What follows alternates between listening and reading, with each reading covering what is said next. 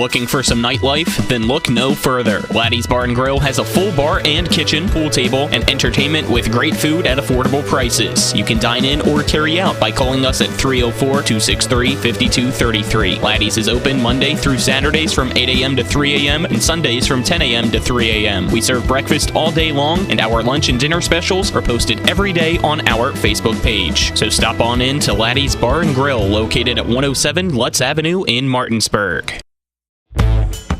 Jambo Construction and Fencing Company, LLC is a veteran-owned and operated company right here in the Eastern Panhandle, West Virginia that specializes in decks, fencing, and hardscaping. Find us on Facebook at Jambo Construction and Fencing to see more of the projects we've completed. For a free estimate, you can call Bo Bartley at 304-268-5452 or Jamie Gall at 304-279-5053. We are licensed and insured in the state of West Virginia, and as Martinsburg alums, we say, go Bulldogs.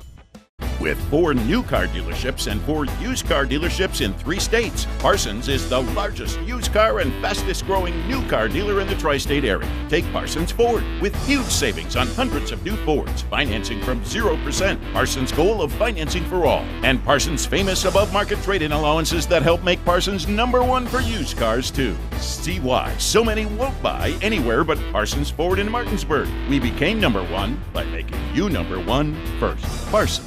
I pre-planned my funeral to make it easier on my family. They were relieved to know I'll get just what I want. My family actually thanked me for taking matters into my own hands. Turns out having this awkward conversation wasn't awkward at all. Pre-planning is my choice. There are certain things about me my family may not know. Now they won't need to guess. The choices are yours. The peace of mind is theirs. Pre-plan your funeral with Brown Funeral Homes and everything will be taken care of. Find out more online at brownfuneralhomeswv.com. Brown Funeral Homes, here for you. The following is a special sports broadcast presentation of Talk Radio WRNR Martinsburg. Play ball! It's time for the fun and excitement of West Virginia high school baseball. Today's game is being brought to you by Parsons Ford of Martinsburg, the Skinner Law Firm, Laddie's, Trips Flooring, Jambo Construction and Fencing, the Mirius Group of Financial Advisors, Smallwood and Small Insurance, CMA Honda of Winchester, Bechtel Jewelers, Cody's Auto Body, Rock's Local Markets, CMA Toyota Chevrolet of Martinsburg, Orsini's Home Store, Farmers and Mechanics Insurance Companies, WVU Medicine Berkeley and Jefferson Medical Centers, the Mansion Ferretti Law Firm, and by Hagerstown Ford. And now for the pregame show. Let's go out to the field and join our Talk Radio WRNR broadcast team. We're getting on here soon. Trip headset. Good evening, everyone, and welcome to the Hedgesville Baseball Complex for tonight's exciting EPAC baseball matchup between the Washington Patriots and the Hedgesville Eagles. I'm Nick Verzolini. Alongside me is Trip Tobin and Spencer Dupuis. John Allerton, our cameraman. Back in the studio is Colin McLaughlin. And Trip, it's two teams kind of going in opposite directions. Washington having some tough losses here in a row, and Hedgesville on a 5-game win streak. How do you look at these two teams at this point of the year? Yeah, well, Hedgesville, I don't know if they can play much better. They're streaking.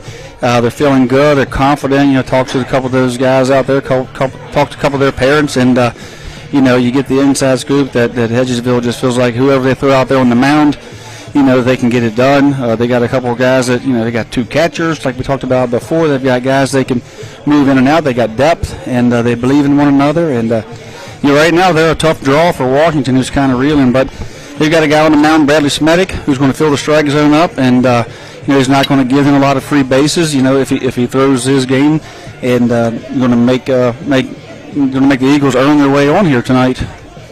Yeah, for Washington, we saw it in the Washington-Martinsburg game. Colin Reed was forced to leave that one early.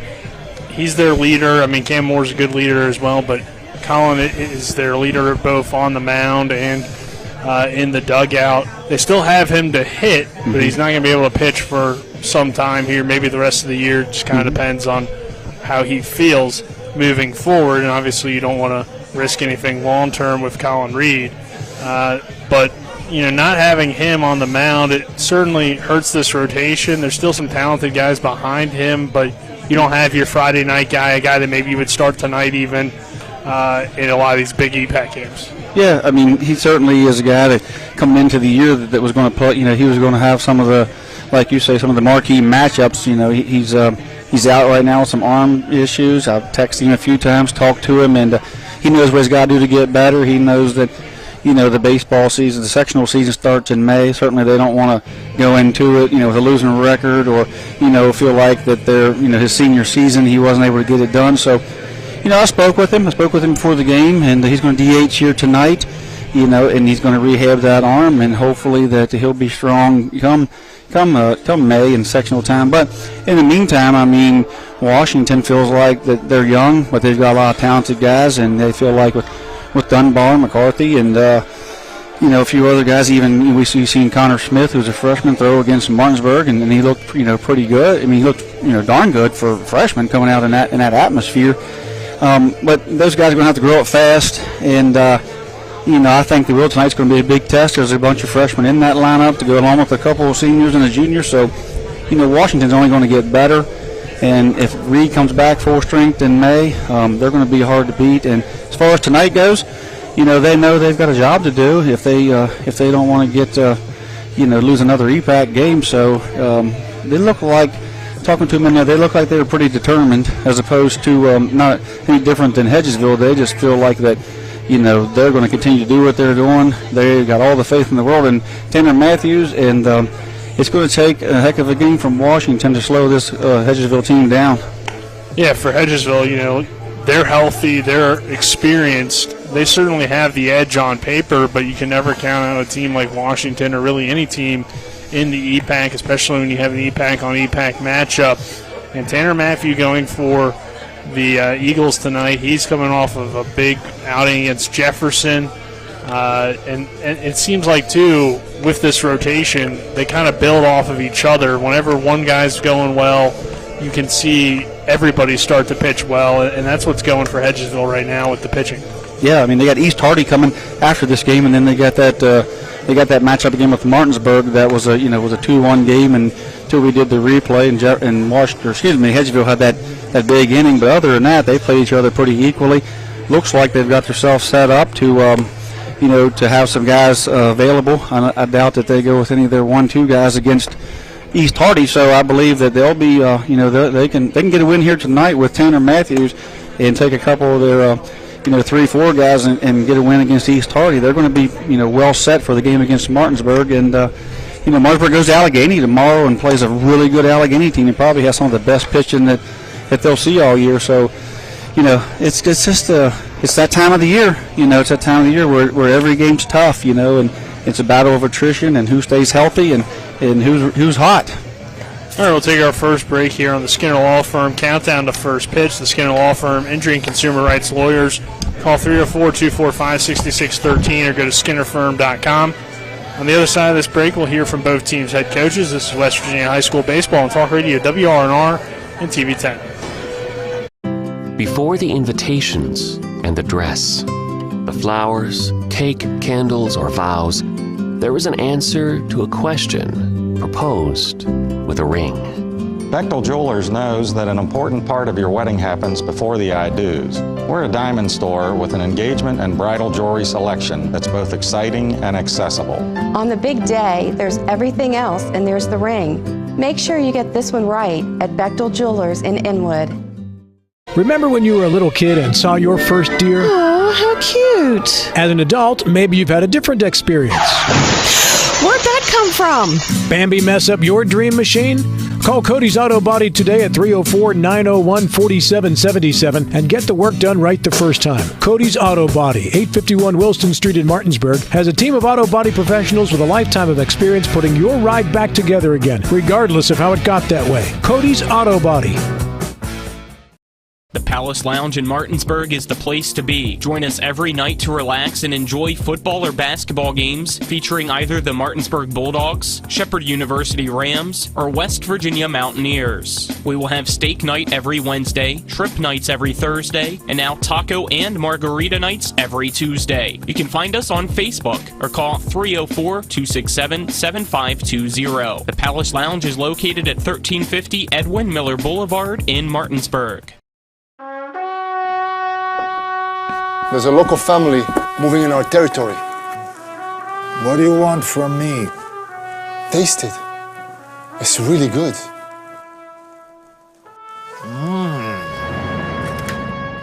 We'll go to the mattresses. It's not personal. It's strictly business. Leave the guns. Take the pizza.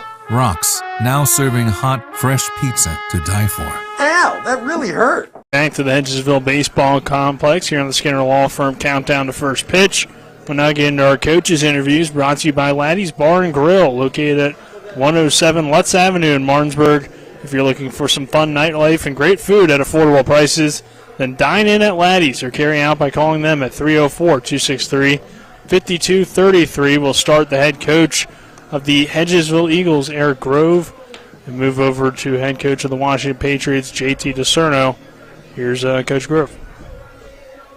I'm joined by the head coach of the Hedgesville Eagles baseball team, Eric Grove. Coach, team coming in on a 5-game win streak, playing really good baseball over these last few games. What have you kind of taken away from these last few games? I think we played really well early in the week and got a little tired at the end of the week. You never really want to stop playing when you're winning like that, but we probably needed a reset and had a kind of a light day yesterday just because our JV team had a game at 5 o'clock. But I think to continue forward, we're swinging early in the count, making plays behind our pitcher and throwing a lot more strikes, and those sound like 3 really good things to get us over the top. You mentioned how last game after your win against Martinsburg, you were kind of able to give a few guys some rest, one of those guys being Tanner Matthew after his great pitching performance against Jefferson. You said you needed to give Jackson some rest. How you feel about those guys' arms moving into this week and Tanner starting tonight? We've had no complaints about arm problems. I know we've been, good in that regard compared to some others, but everybody says they feel good and haven't noticed anything different with their pen work or whatever. Just this time of year, you don't want to push them too far. I don't really like seeing teams with kids that got 20, 25 innings pitched already. That's not a good idea on their kids' behalf. And so we're trying to moderate those things. We got some younger kids that can throw for us, so we were able to navigate through that. And I think Tanner gives us a really good chance to win tonight every time he does, because he locates down, he keeps our defense in the game because he throws a lot of strikes. And that's ultimately what I like, because it drives me nuts watching people walk and get hit by pitches. And you mentioned your pitching staff's been pretty good so far, but a guy that's really swinging a good bat for you at the top of the lineup, Braylon Connor, batting over 500, has a home run, and he's also done some good things on the mound. What's it been like to see his development this year and have him step up as a leader?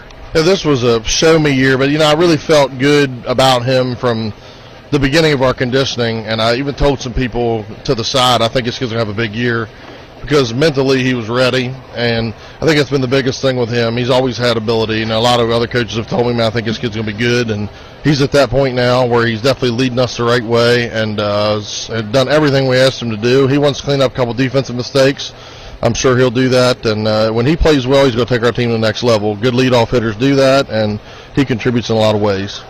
Washington tonight, a team that's had kind of an up-and-down start to the year, but pretty talented team. Have some guys coming back from last year with a lot of talent. So what are you looking forward to about this matchup? Yeah, I think their middle of the lineup guys are as good as anybody that we play. And, I think they got some young kids on each side. Coach DiCerno is a really good friend of mine.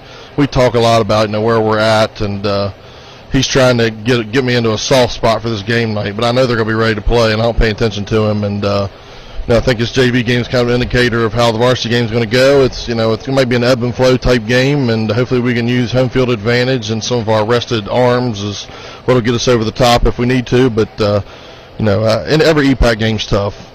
All right, Coach. Thank you. Good luck tonight. Thank you. We're now joined by the head coach of the Washington Patriots, JT DiCerno. Coach, your team coming off of two tough EPAC losses.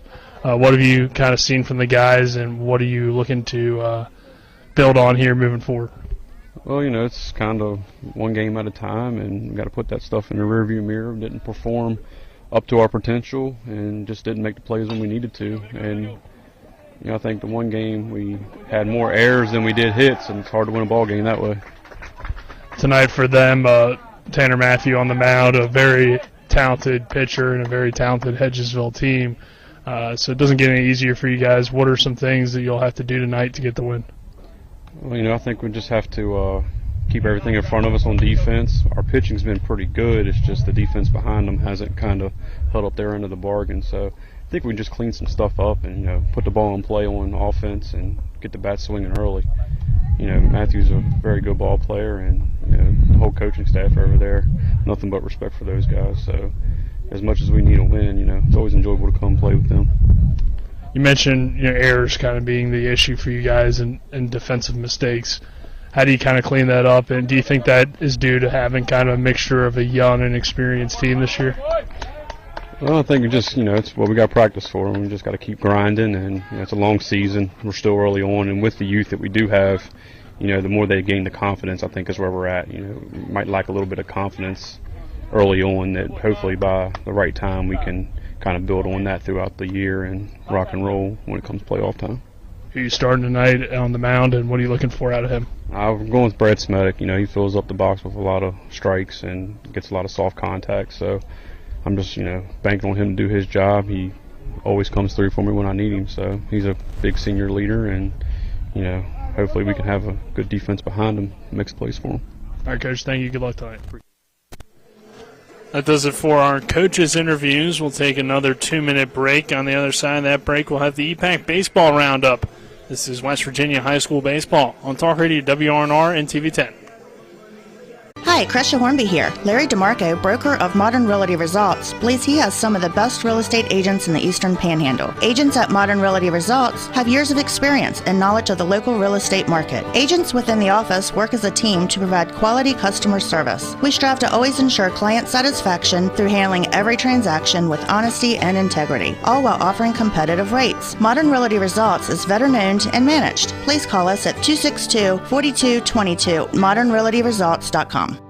April is National Donate Life Month. WVU Medicine is joining the effort to raise awareness for organ donation. Did you know that more than 100,000 people are waiting for life-saving organ transplants? One donor can save up to 9 people through organ donation, provide sight for 2 people through cornea donation, and restore health for more than 150 people through tissue donation. Join WVU Medicine and help spread awareness about the gift of donation. And if you haven't registered, visit registerme.org.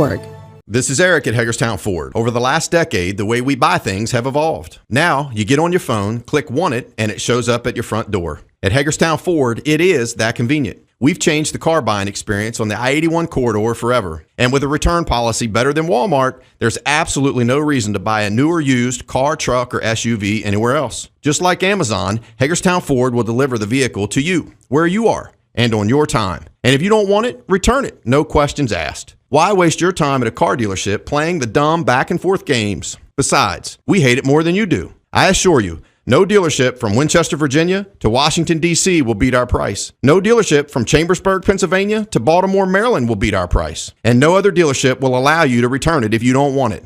Hagerstown Ford absolutely provides the best experience at the best price. Visit HagerstownFord.com to schedule your VIP experience. Click on the vehicle you want and get your new ride delivered to you at no risk. See dealer for details.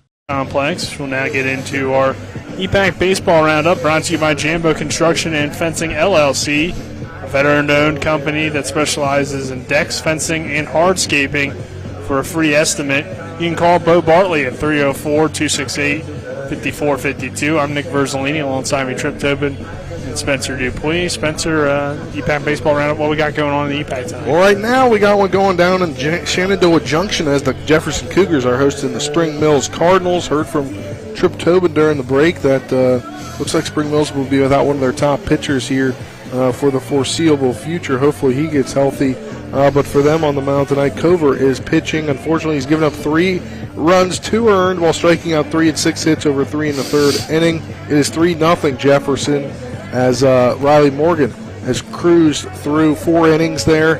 3 hits, no runs, 1 walk, 7 strikeouts for the young man, and 2 RBIs on the day for him. And he's gone 2 for 2 at the plate with 2 RBIs. Caleb Fletcher 1 for 2 with a run scored and an RBI. So things looking good for Jefferson. As we talked earlier in the season, about a week and a half ago, didn't seem to be a typical start you were used to for Jefferson, but things moving in the right direction for the Cougars. And not a lot of teams in action tonight, as I believe just these 2 games are in action. We'll move over to softball here, as these 2 teams will get it going here momentarily on the softball field as well, up the street across from the high school. That game will be going on. Spring Mills and Jefferson are doing battle on the softball diamond as well. It's currently 2-2, top of the second inning, 2 runners on, with the Greco on the mound, the circle for the Cougars. And don't believe any other teams in action tonight. Let me just double check here across everything. I believe, no other teams in action tonight. All right, sounds good. We'll now get into our weather, brought to you by CMA's Toyota of Martinsburg on Foxcroft Avenue, home with a lifetime limited powertrain warranty for every new vehicle that we sell at no additional cost to you. 78 degrees and sunny here as we get closer to first pitch. We'll drop down into the 60s and the 50s tonight, but it feels like baseball season out there today. It really does. It's a beautiful day here. It's this time of year you get kind of a hodgepodge of weather, and we're just lucky to have this little bit of warm weather. And I can't believe it's going to be much warmer than this in Myrtle Beach next week. It's true. Might be a little more humid, but I doubt it gets much warmer. Yeah, hopefully there's no precipitation in the forecast. There's always precipitation at the beach. That's very true. We lucked out well last year, though, I will say that. All right, you want to get the starting lineups going? Yeah, let's do it. Our starting lineups are brought to you by Trish Flooring. Not sure where to go or who to trust for your flooring needs? Call Trish Flooring at 304-229-7009 or online at trishfloorsanding.com. Starting for the visitors, the Washington Patriots, will be Dunbar playing third base and leading off, followed by Sven Dupuis at second base and wearing number 4. In the 3-hole, it's Cam Moore, the shortstop today, wearing number 9. In the 4 spot, it's the designated hitter, number 14, Colin Reed. In the 5-hole, it's the center fielder, number 2, Clem. In left field, number 1, Josh McCarthy. In the 7th spot, the first baseman, number 25, Connor Smith. In right field, number 24,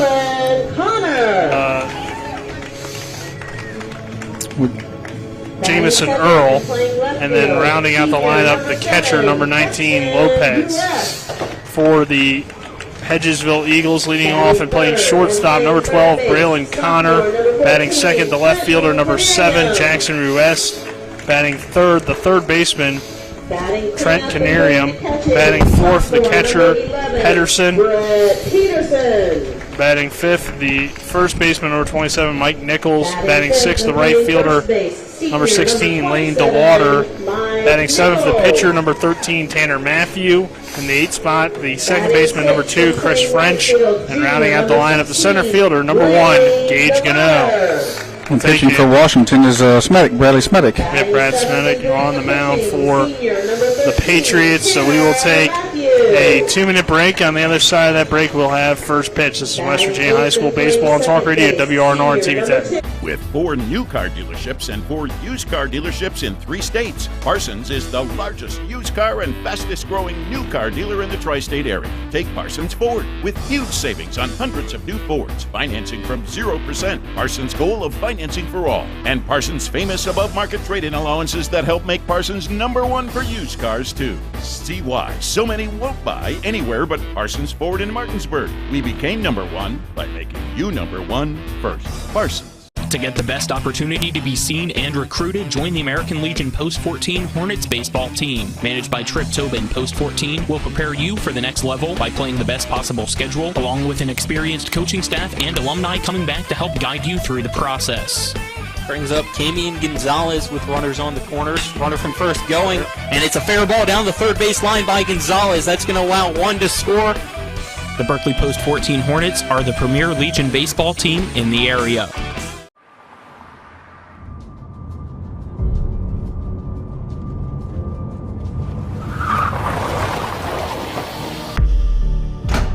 You've been in an accident. Why won't the insurance company pay? Because they're trying to save money at your expense. Call Mansion Ferretti for your free consultation. We have the experience to deal with the insurance company and get you the compensation you deserve. Mansion Ferretti, when you need justice.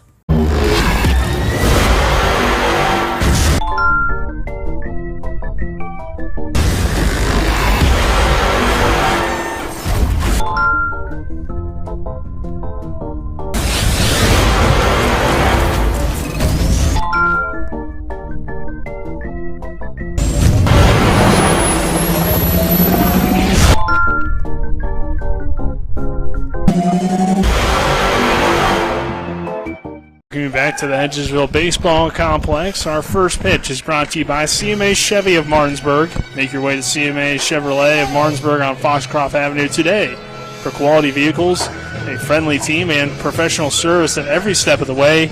Chevy, find new roads. Nick Verzolini alongside me, Trip Tobin, Spencer Dupuis, John Allerton, our cameraman. Back in the studio, Colin McLaughlin, Tanner Matthew on the mound here tonight for the Hedgesville Eagles as we get ready for Hedgesville, Washington. Cam Moore will lead things off, and exciting matchup here tonight. Yeah, I mean, Brandon Dunbar playing the foul spot, then Sven Dupree at second base, and then we see a little bit of a surprise, I guess you could say, with Cam Moore on shortstop. I know last year, he played a little bit of second base and took a lot of reps over there with Washington, but generally ended up there in the outfield. But, he does have the capability of playing that middle and getting the night off from behind the plate here.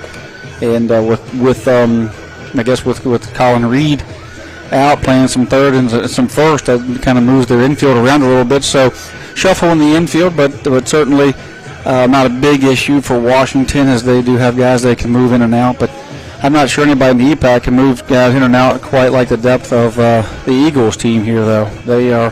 They're a pretty good deep team. I think that's why they're successful so far. I think that's why you heard Coach Grove in the interview talk about those guys' arms are strong, and they feel like that they've been good at taking care of those guys and watching their innings. So, when you're deep in pitching staff, you can do that. And unfortunately, we got two guys in the EPAC, Colin Reed and it looks like now Alex Bromwell, both DHing tonight, both struggling with a little bit of arm injuries.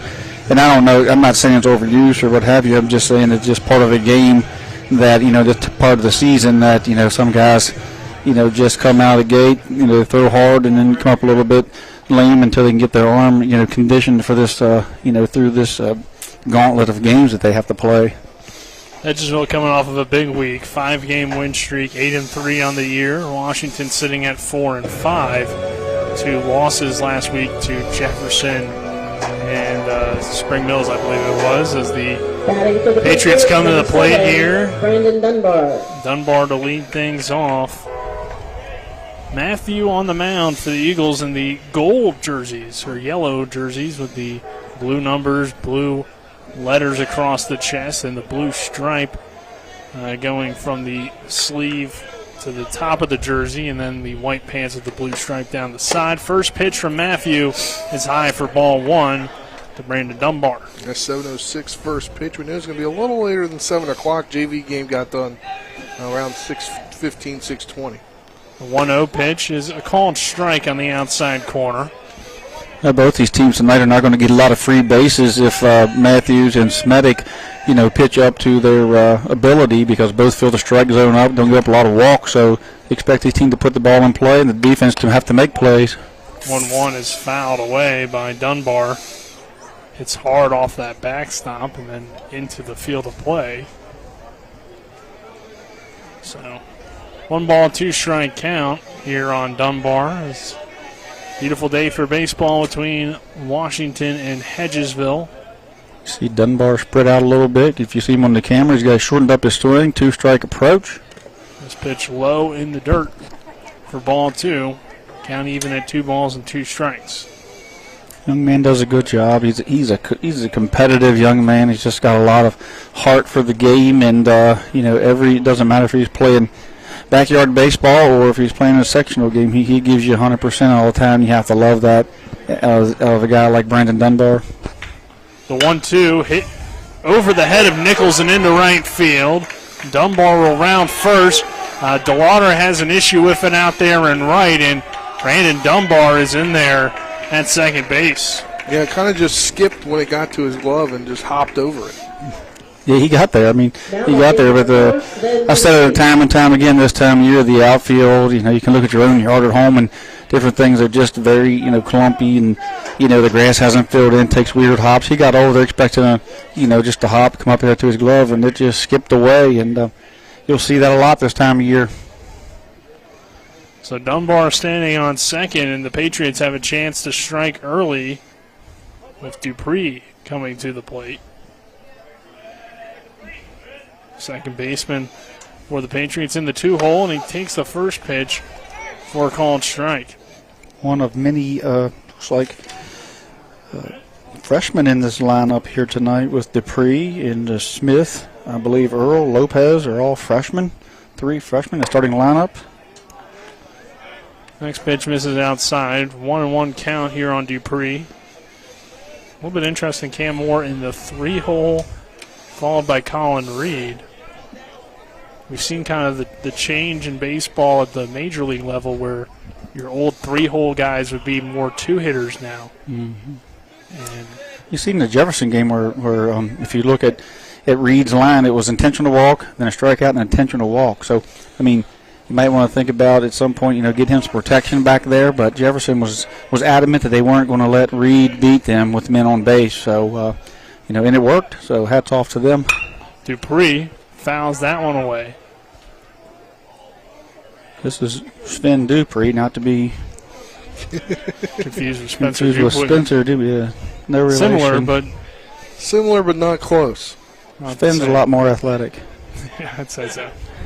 Yeah. Even when I was that age. There was a Dupuis down at Myrtle Beach. Paul Dupuis played for Georgetown. This one hit towards second. The throw over in time for out number 1. He started Good play on the run by Chris French, and that allows Dunbar to advance from second to third on the throw, and that will bring Cam Moore to the plate. That was good baseball all around. I mean, Sven just shortened up, got the ball on the right side, moved the runner over. And he could have bunted him over and just give himself up, but, left-handed, looking for something to pull. And, all he had to do is get the ball on the ground. That moves Brandon Dunbar and, 90 feet away. So, quality at bat there for Dupree. And a nice play out there by French going over and getting it and then making a nice smooth play there. So I'll bring the left-handed hitting Cam Moore to the plate, and Moore takes the first pitch outside for ball 1. Hedgesville's got the corners played even at the middle back, so they're willing to give up the run on a ground ball here early, and Cam Moore has an opportunity for an easy RBI. Moore lines this one down the left field line. Chasing after it is Jackson Rurest, but it will head out of play. Cam Moore, one of the toughest outs in the EPAC, and even if he's a great contact guy. You got to think here, if you're Washington, you're going to get a run with Moore hitting with just 1 out. You like your chances at least. He's a tough out. He's right up there with Lord, Hartman, and, a couple guys in EPAC that come to mind, just really tough outs. Matthew could really use a strikeout here. He comes back with a strike on the outside corner. 1 ball, 2 strikes on Cam Moore with a runner on third, and Dunbar 1 down in the inning.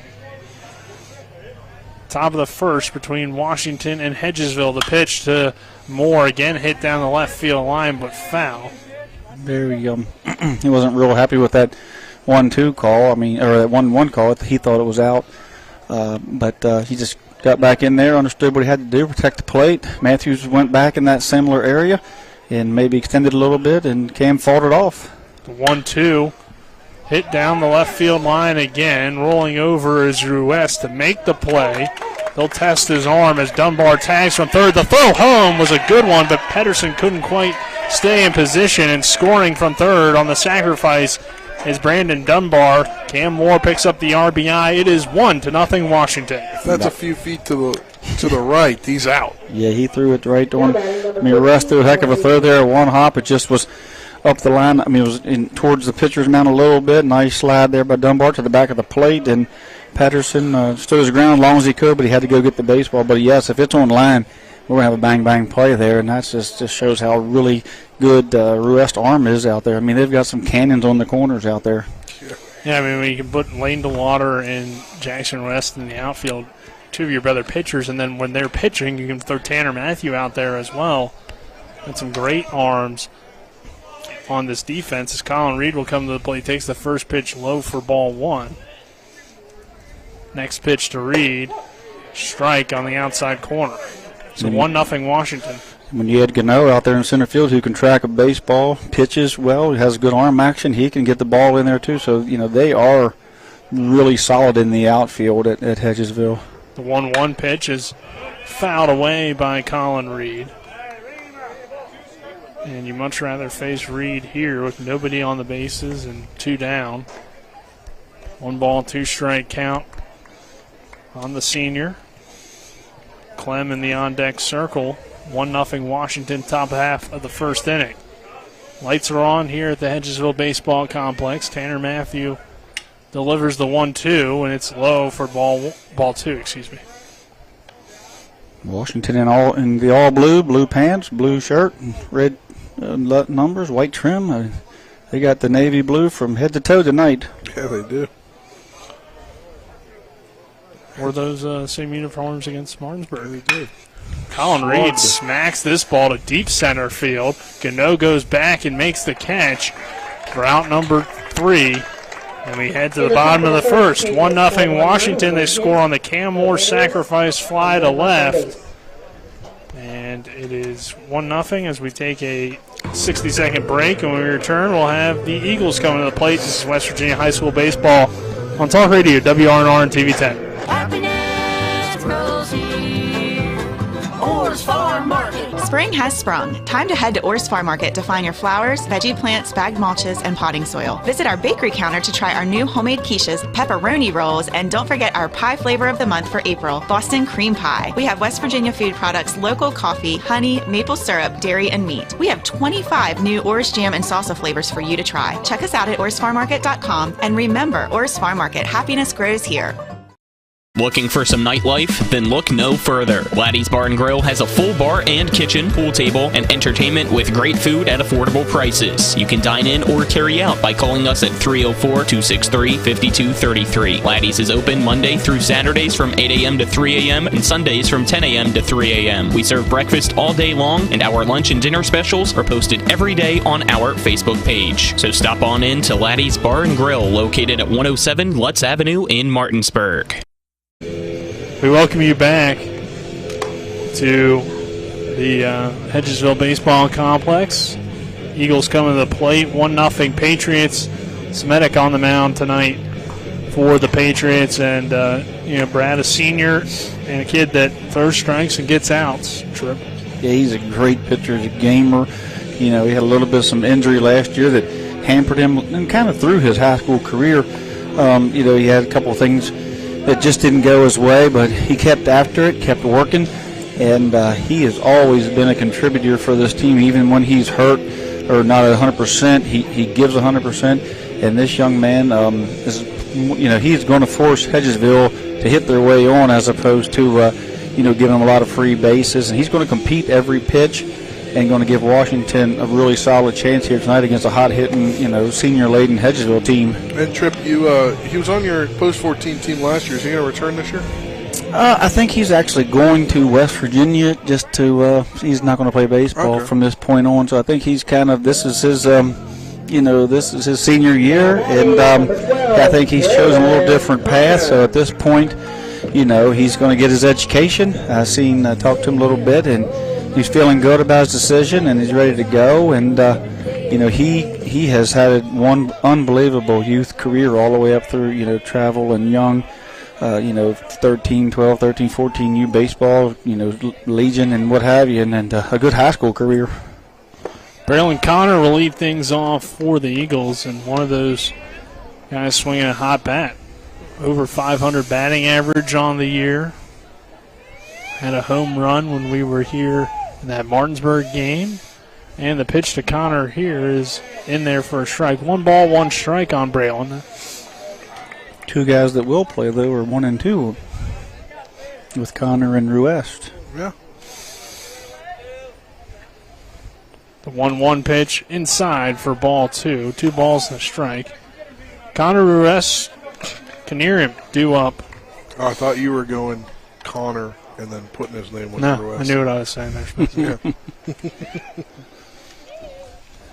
And this one, another shot to deep left field. That ball got a chance. It's going to hit 1 hop off the wall. Connor with his speed is in there with a double. He probably wishes it didn't go over the wall because he might have had 3.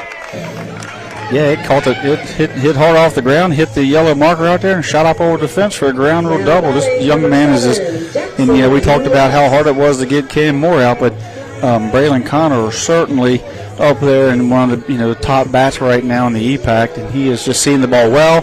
We talked to his dad before the game, talked about how hard he worked in the off season trying to improve that part of his game, and he has just done a heck of a job at that. So I'll bring the rest to the plate. Hitting with Connor in scoring position on second base, and the pitch misses a little bit low for ball 1. That's exactly how Washington's inning started. Man on second, nobody out, left-hander up. And, Ruest has to do a job here to move him over, have a quality at bat one way or the other. Next pitch, low for ball 2.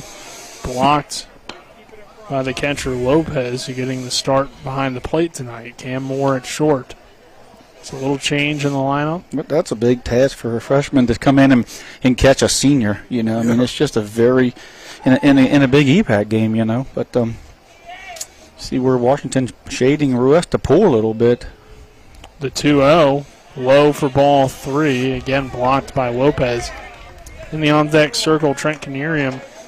A little bit different lineup than what we saw with Hedgesville as they've moved things around quite a bit. Mike Nichols has dropped down to the 5 hole. Canerium up to the 3. Pedersen in that 4 spot. Yeah, some really good up-and-coming baseball players with Canerium and Pedersen there. This pitch in there for a called strike on 3-0. That was a great placement of that pitch. Yeah.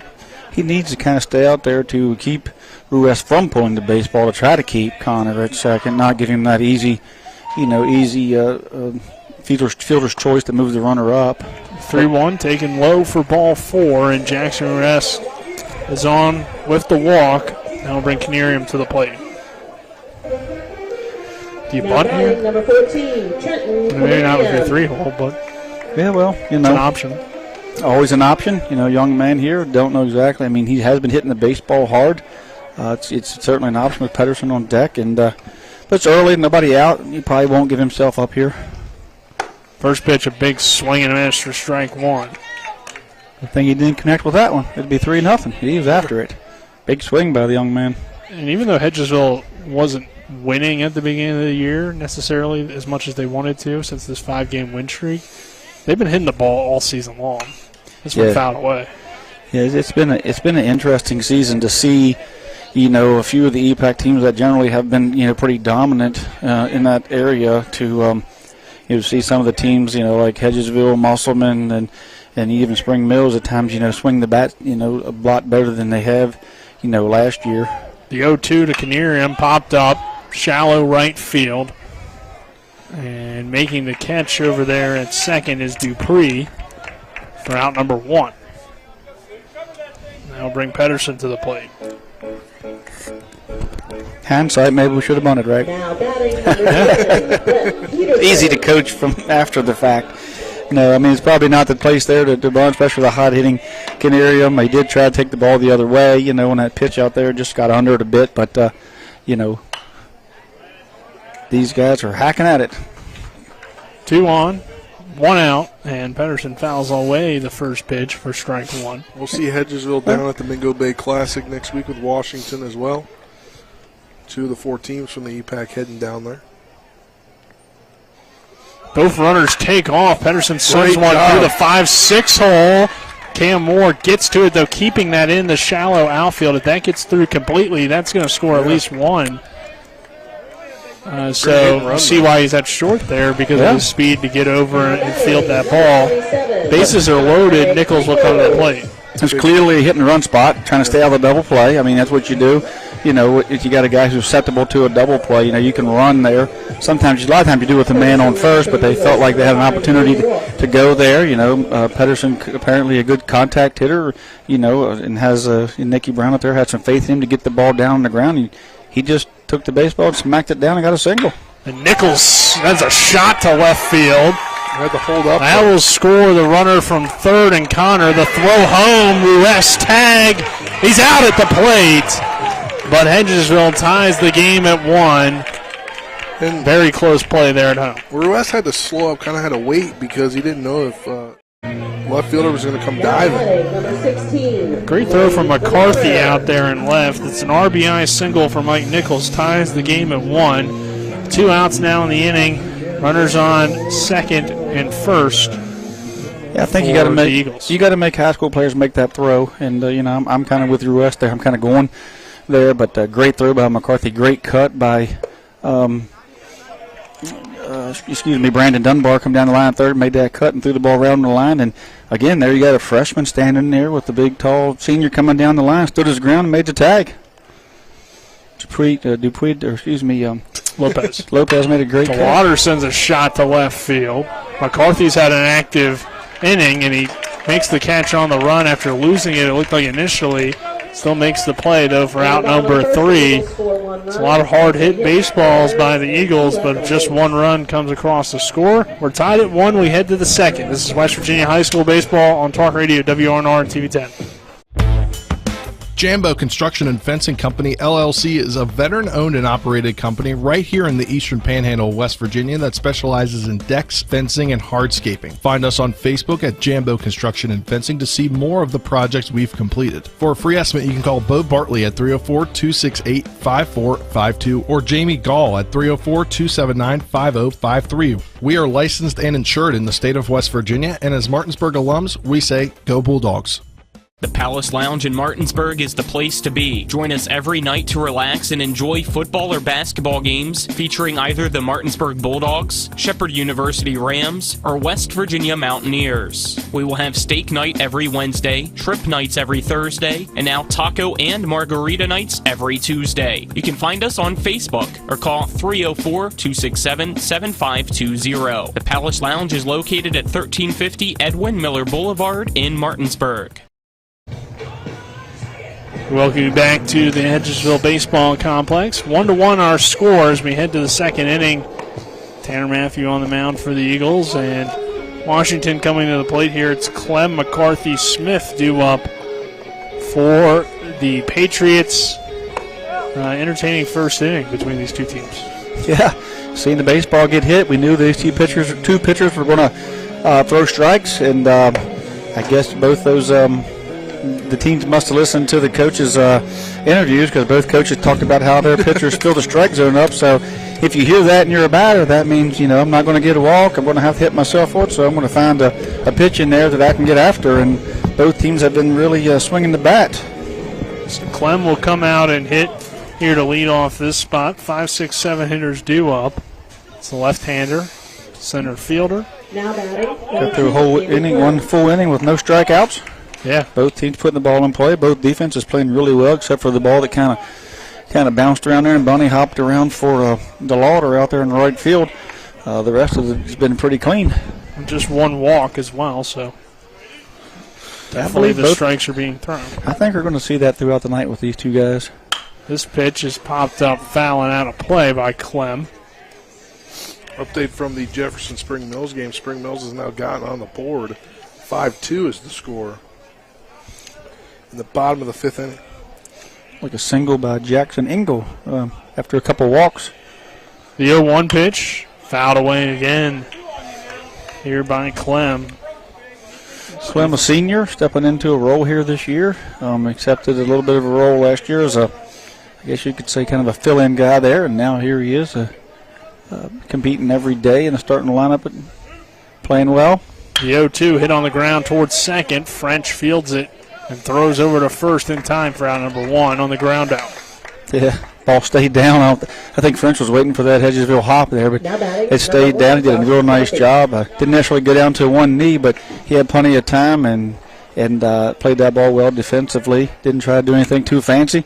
Just made the routine play and just got down there, made sure he blocked it up, and made the throw. So I bring Josh McCarthy to the plate. McCarthy made an excellent throw from left field to help get out Jackson Rest, who was trying to score, which would have given Hedgesville the 2-1 lead, but instead kept this game tied at 1 as Connor would throw it home from the cutoff spot. Yeah, I figured that Ruiz said, I can throw a guy out, then we are going to, I'm going to, I couldn't get him out. I'm going to get back, and I'm going to score on this play to left field. 0-1. Taken for a called strike. No balls and 2 strikes here on McCarthy, the left fielder. 1-1 our score. Top of the second inning, 1 down. And the pitch from Matthew.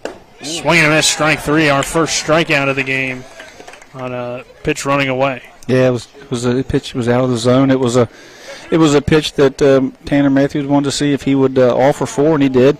So a good job by Tanner by throwing the ball out of the zone to get a strikeout. You got to get him to chase sometimes, and he did. So I bring Connor Smith to the plate, the freshman playing first base, wearing number 25. Saw him pitch last week against Martinsburg. He kind of has that similar build to Colin Reed. Yep, he's a bigger young man, corner guy on defense. Hits the baseball hard. Threw the ball pretty well against Martinsburg for his first time out in a big spot, and held Martinsburg down long enough for Washington to get that win up there. Smith takes a healthy cut at that one and fouls it away. So maybe the thought there, or the hope, is that he can develop into the left-handed Colin Reed. Always helps to be left-handed. It's true. In baseball, at least. Everything else, maybe not. 0-1 pitch. This one hit toward right field, and Lane DeLauder will field it for out number 2. Out number 3. It's a quick inning there, and we head to the bottom of the second with the Eagles coming to the plate. 1-1 our score. This is West Virginia High School Baseball and Talk Radio, WRNR and TV 10. I pre-planned my funeral to make it easier on my family. They were relieved to know I'll get just what I want. My family actually thanked me for taking matters into my own hands. Turns out having this awkward conversation wasn't awkward at all. Pre-planning is my choice. There are certain things about me my family may not know. Now they won't need to guess. The choices are yours. The peace of mind is theirs. Pre-plan your funeral with Brown Funeral Homes and everything will be taken care of. Find out more online at brownfuneralhomeswv.com. Brown Funeral Homes, here for you. The Honda HR-V, CR-V, Pilot, Passport, and Ridgeline. They all have one thing in common. They never back off from a challenge. Available with all-wheel drive, the Honda SUV lineup has the performance you can count on and the capability to amaze. It's no wonder Kelley Blue Book's KBB.com named Honda the 2022 Best Value brand. CMA's Honda of Winchester, 3985 Valley Pike. CMA, moving lives forward. Based on 2022 brand image awards from Kelley Blue Book, visit KBB.com for more information. Second inning, 1-1 our score. Eagles coming to the plate. It will be Matthew due up, 7, 8, 9 hitters. Matthew, French, Gano for Hedgesville. Good inning on the mound from Tanner Matthew in the last half. Yeah, not a lot of pitches thrown. He got Clem to ground out there. He got Josh McCarthy to offer for a pitch that he threw out of the zone to see if he'd offer, and then he got Connor Smith, I believe, on one pitch to line out to right field. Both teams making good, solid contact. Both defenses playing extremely well. Hey, Tripp, who are the umpires tonight? Tapley is out in the outfield, and I believe Stollifer's behind the plate. Haven't seen him turn around yet. Looks like Don Tapley out there for sure. First pitch to Matthew, a big swing and a miss on looked like an off-speed pitch from Smedic. Yeah, Smedic one kind of fooled him there, threw a off-speed pitch kind of up in his eyes, dropped in the zone, and Tanner took a healthy cut at it. The 0-1 to Matthew. It's a swing and a miss for strike 2. Same pitch. So he finally falls behind. No balls and 2 strikes.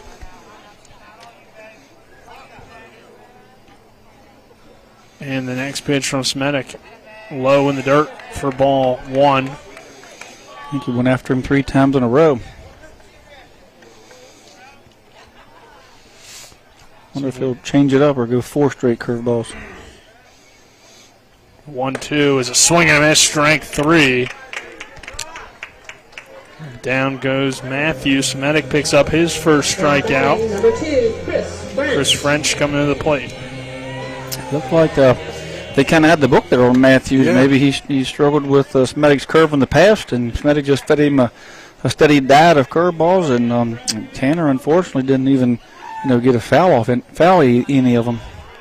That one in the dirt to Chris French for ball 1, 1-0 count.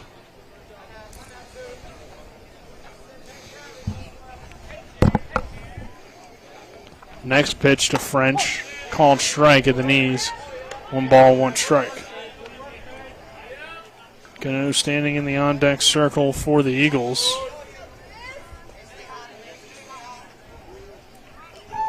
One to 1 our score. The next pitch to French, hit on the ground towards short. Moore scoops it cleanly, throws over to first in time for out number 2.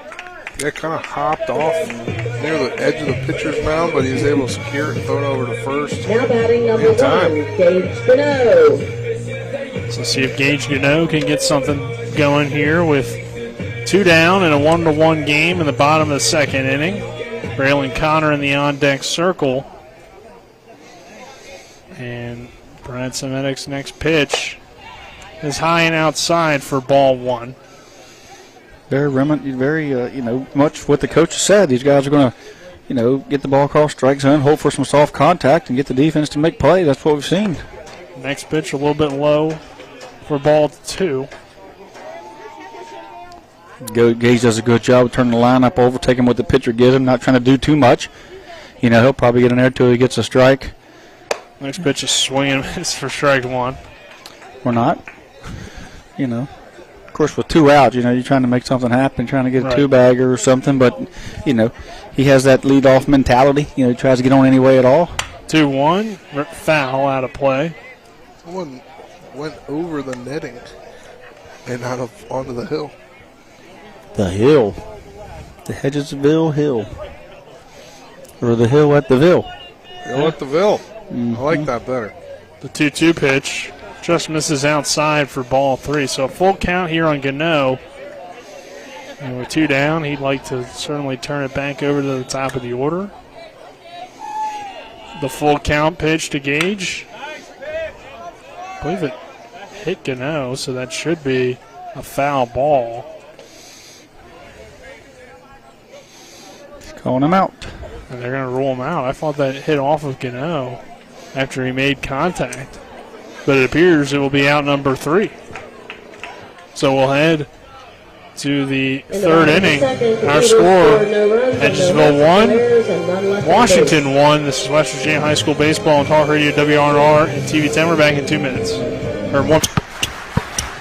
And the streak continues! CMA's Martinsburg dealerships continue to knock out the competition with their competitive pricing, extensive selection, and lifetime powertrain warranty. With over 450 new and used vehicles in stock and on the way, CMA won't leave you waiting on a bench. That's right, CMA's Martinsburg dealerships are once again the most valuable dealers in the area. For the strongest and deepest lineups, visit CMA's Martinsburg dealerships online at martinsburg.cmacars.com today. And good luck to all Panhandle High School student athletes.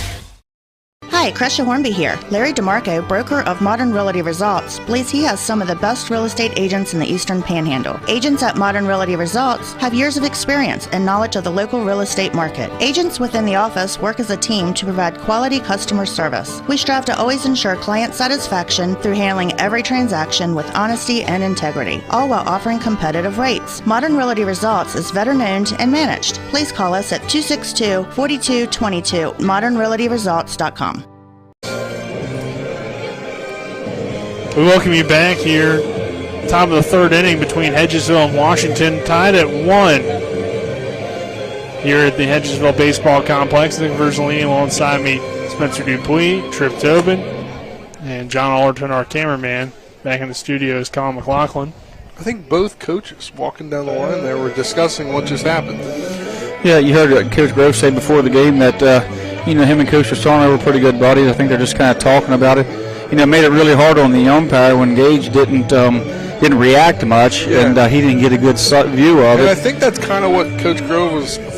My interpretation was he just kind of didn't do anything.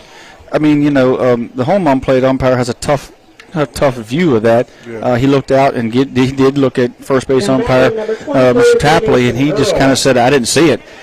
So if it hit him, it was inconspicuous to me, and Gage, kind of hung up there in the box, didn't run, and it just didn't sell. And unfortunately, for Gage, if it did hit him, which very possibly did, he just didn't get the call. Yeah, it looked like it took like a weird bounce, but also he didn't move at all. So the only reason I thought it hit him was because he didn't run down to first. So I figured something must have happened there, but he didn't give much of a reaction there. 1-0 pitch here is fouled away. 1-1 strike or 1-1 count here on Earl. And he could have been a little taken aback because he knew it hit him, so he knew it was a foul ball. But then when the umpire didn't call it, he was just kind of stuck there. So just a really bad break for Gage, in that situation. Next pitch from Matthew, a bouncer in the dirt for 2-1 count. I guess best case scenario for Hedgesville is they're still going to be at the top of their order to lead things off next half inning. Yeah, it's still 1-1 game. So 2-1 count here. Top of the third. The next pitch to Earl is low for ball 3. So Jamison Earl, the 8-hitter in the lineup, one of the young guys out there for Washington, trying to come through here, get on base, find a way on, and help get back to the top of the order for Washington. 3-1 count, 1-1 our score, third inning. Matthew delivers the 3-1 pitch, and it's low for ball 4. So Earl reaches on the walk to lead things off. That will bring Lopez to the plate, the number 9 hitter and the catcher this evening. Yeah, talk about all the time. You hear these high school coaches talk. So we've got to attack the 8-9 hitters, make them hit their way on. And then that way we can try to possibly pitch around or try for some soft contact on the middle guys. But putting the the 8-9 guys on is certainly not something that usually comes back to haunt you. Colin said upon a further review, he cannot tell from camera up here. Okay. Yeah, it's a tough call, man. We had a similar angle as the umpire where we're kind of behind it. Next pitch, a called strike 1 to Lopez. Earl on first.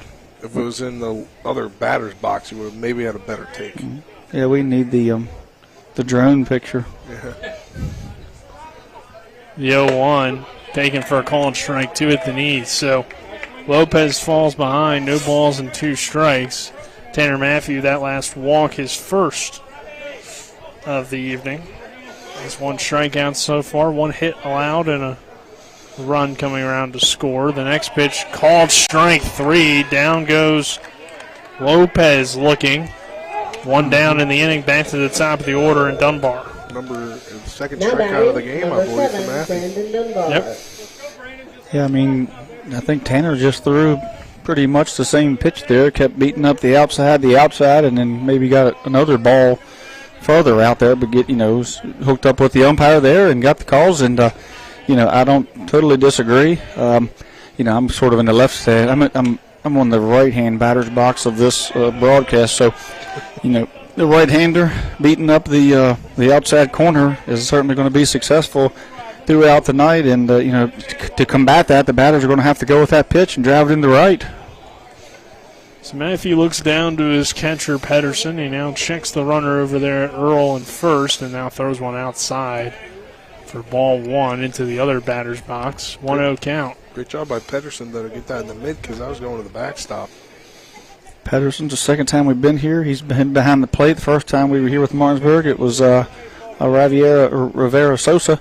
And then we've seen a pretty steady diet of this young Pedersen behind the plate here recently, and he's up in the lineup. So that tells you that Coach Grove is liking what he sees with him at the plate, which could possibly be the reason why he's behind the plate. I mean, what he's doing at the plate, the reason why he's playing defensively behind the plate. And hasn't really had any drop off defensively. There's a strike on the outside corner, 2 balls and 1 strike I believe you saw him got the start against Musselman, and then he finished the game against Martinsburg after not starting that game. So certainly a guy that's been playing pretty well, and Coach Grove's going to give those guys opportunities. 2-1 count, 1 out. Earl takes off. The throw down from Pedersen. See the arm talent here. One bounce into second, but safe down there at second base. I think it was Earl. Back tap. He tapped him on the back. He didn't come back around, I think is what it was. It was a great throw there. Great job by French to snag it on the one hop. And, we seen Earl over there, kind of inching his way across there looking to get a read off of Tanner Matthews. And that was just a bang-bang play out there. So could have went either way. Dunbar sends this one over towards short. Connor makes the play on the run toward first for out number 2. Runner advances to third. Good play from the shortstop, Braylon Connor, on the move. So runner on third base, 2 down. And Cam Moore coming to the plate with a runner on third. Sven, isn't it? I'm sorry, yes. Yeah, he's in a 2 spot here. Dupree. Moore in the on-deck now circle. batting number 4, Sven Dupree. Yeah, you're wanting to try to, I look for him to attack the freshman here, to not have to face Moore and Reed. You probably, if you're Matthews or if you're Coach Grove, this is the guy you want to try to get. This one hit toward left, and that will get down for a base hit. Dupree rounding first. It rolls all the way to the wall. Sven Dupree with an RBI double stands on second base. That scores Earl easily from third. It is 2-1. Patriots on top here in the top of the third. And if you're going to attack it, then look out. This young man's up in the 2-hole for a reason, but still, I think the reason why he gets, those pitches, those hittable pitches, is because, who's behind him. And, I'd love to hit, if I was a young guy, I'd love to be hitting right in front of Cam Moore because they're going to try to get me out because they don't want to, get after the senior who's been very, really tough out in the EPAC last couple of years. So, great position, for Sven to swing the bat. Moore had a sacrifice RBI his first time up. This one taken for a called strike at the knees. So Dupree coming through for the Patriots. Takes his lead off second. The next pitch to Moore. Hit in towards center field. Gano going back and rolling over to his left to make the play for out number 3. But the Patriots had a run. It's 2-1. Washington on top of Hedgesville. We head to the bottom of the third. Eagles coming back to the plate. This is West Virginia High School Baseball and Talk Radio, WRNR and TV 10. We're back in 60.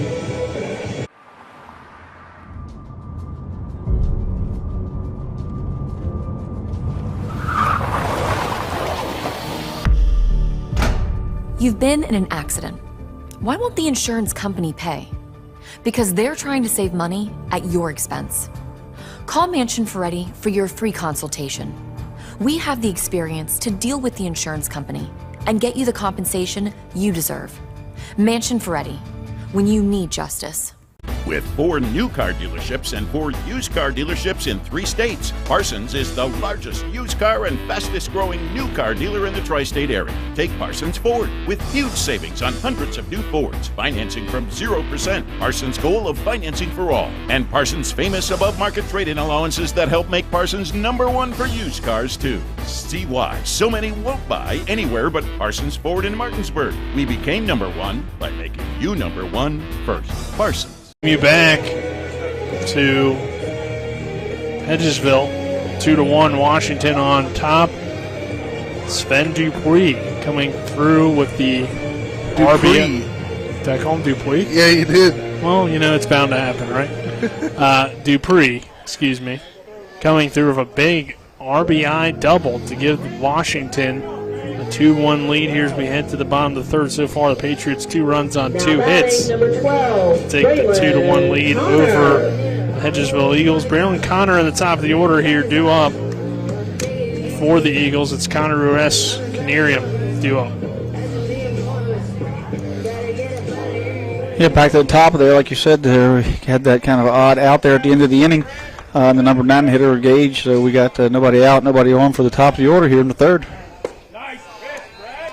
First pitch, a strike here from Semitic. Misses for a ball. It's a good pitch, just missed. 1-0. hit on the ground toward third. It will get through for a base hit. Dunbar couldn't quite get to it. Tough one in the 5-6 hole for him and Cam Moore, but Dunbar definitely wanted to make that play. Yeah, you get the leadoff guy and Connor on the bases, though. You're down one, obviously, just the bottom of the third. Things aren't over, but if you're Hedgesville, you just want to continue that offense. Keep the line moving, as they say here in baseball. It's the fourth hit of the game for the Eagles, but just one run so far on those 4 hits. A little bit of a bad angle by Dunbar. He could have drop step there maybe and cut it off, but he kind of went straight across and just got under his glove there. Not his home field here. And again, with Reed kind of sidelined, Dunbar's kind of moved over there, so he's kind of shuffling the lineup there. Or shuffling the defense. Still part of the lineup to an extent. There's a swing and a miss for strike one from Jackson Ruest, who drew a walk his first time up. Runner on first, and Braylon Connor not taking a big lead as Semitic had a nice throw over earlier in the at-bat. Ruest was going to drop the bunt. Yeah, he's got he can push bunt, He was going to do something with the bunt. He pulled his bat back once he saw he was going to hit the dirt. Dunbar in on the grass right now. Yeah, he's going to try to draw him in there. I mean, he can, he can bunt. He can bunt well. He can drag bunt. The lefties are, like him and Gage and a couple other guys in that lineup. They can bunt and run out of that left-handed batter's box and make it tough on the defense to get out. Another throw over, and again, Connor slides in safely. Yeah, really worried about Connor so far. He's got great speed, and earlier he nearly slid off the bag on his way back toward first. He takes off here, so you see why they were worried about him on the hit and run. It looked like his Ruest fouled it away. That foul just put our camera back in shape. Good job. I was going to head back down there. It's like the guy got hit by lightning and messed him all up, and he got hit again and fixed him. All right. I was going to head down there, too. 1 ball, 2 strike count. Connor with the lead off first base. Semitic throws the pitch, and it's poked into left field by Jackson Ruest. Just got the bat head out there and found a hole, and it's 2 on for the Eagles. And nobody out. So you see what Ruest did there. He just kind of pushed the ball that way, found a gap, and it makes you wonder why we have to have a rule in the major leagues that you can't shift if you got a 17-year-old young man who can go the other way. Why can't major leaguers just go the other way? Why? Yeah. He did it. They're not as good as Jackson Ruest. I guess. It drives you crazy to make you wonder why. That if that young man can slap the bat out there with 2 strikes and push it in that 5-6 hole, why we have to have a rule in the major leagues that you have to, you can't shift like that. It's bull. Near him to the plate. This one hit up the middle. That will hit toward the shortstop after it was off the glove of Semitic, and Moore threw over to second to get the force out, but the fielder's choice does put runners on the corners with just 1 down for Pedersen. Yeah, that ball's close to getting up the middle there. It went off of Smity's glove. There's could have been another C&I base hit there. And Smitty did a good job getting his glove on it. And there was a great athletic play, keeping his composure out there. Cam Moore reading that off of the pitcher, and then getting out. Now we got first and third. Brad's looking for kind of a first and third call from the catcher. See what they're going to do defensively with 1 out, and Pedersen at the plate. How they're going to defend the first and third should, the runner take off. Yeah, ideally here, if you're Washington, you get a double play ball, but Pedersen has pretty good speed for a catcher. They usually let him run and don't use that courtesy runner, so the pitch here called strike 1. You get a strike on you, kind of get a play put in. And, we've already seen Hedgesville hit and run once. Maybe do we see it again? I mean, a minute ago, Ruest hit while they were running, swung the bat. It looks like he might be, giving some signs over there, wondering what they might get into here as the count goes 1-1. Canarium on first. Braylon Connor down there at third base. 1 out in the inning. Washington leads by 1 run here in the third. This one fouled away by Pedersen. I haven't seen much out of the freshman catcher for Washington, this year, so I can't say a whole lot. But that being said, I still think, take a chance here. Canarium, looks like he has, good to above average speed, got a decent lead over there, and, it could be time to take a shot at it. That one misses outside and low for ball 2. What we have seen out of Lopez has been good, at least blocking the pitches. Runners on the corners, 1 out, 2-1. Washington leads Hedgesville. The next pitch to Pedersen, outside for ball 3. I think you run here. 2 strikes. I think you run here. Yeah. You're 3-2. You got a 50-50 shot that it's a walk, or he gets the ball in play, stay out of the double play. I mean, you could line into a double play here. That's a chance you take, but I think the odds are in your favor to go. 3-2 fouled away. They do not send the runner over there at first in Canarium. At least yet. They got another shot here to do it. Canarium set through 6 pitches here, so they are going to play it safe and try to push the lineup, try to hand it to the next guy in the lineup here. The next pitch to Pedersen. And it worked out. Ball 4. And it's bases loaded for the Hedgesville Eagles, and Mike Nichols coming to the plate. See, I wouldn't have run there either.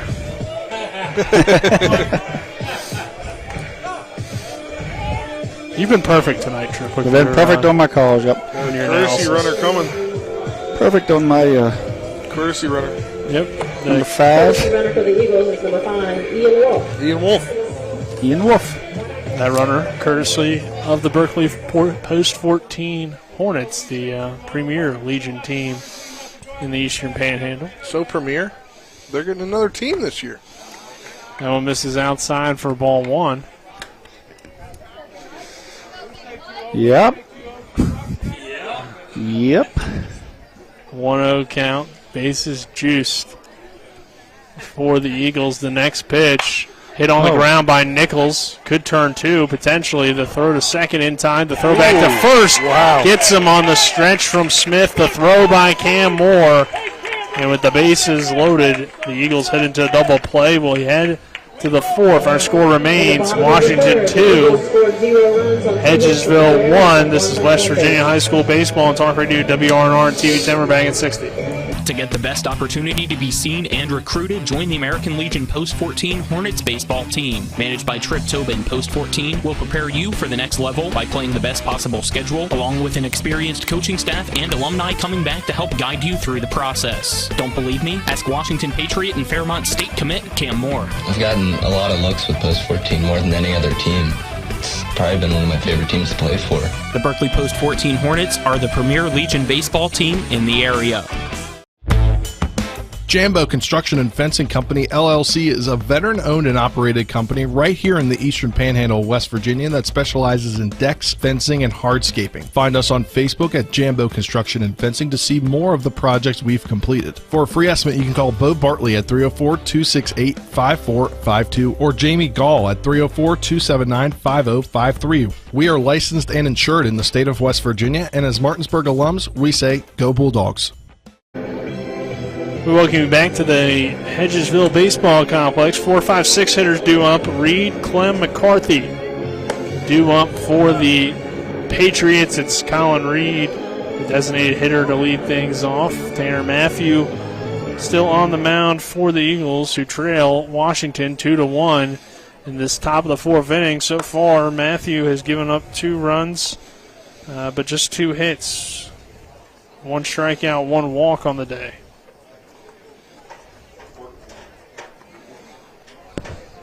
And Reed comes to the plate with the full moon now batting, number 14, shining in Reed. center field.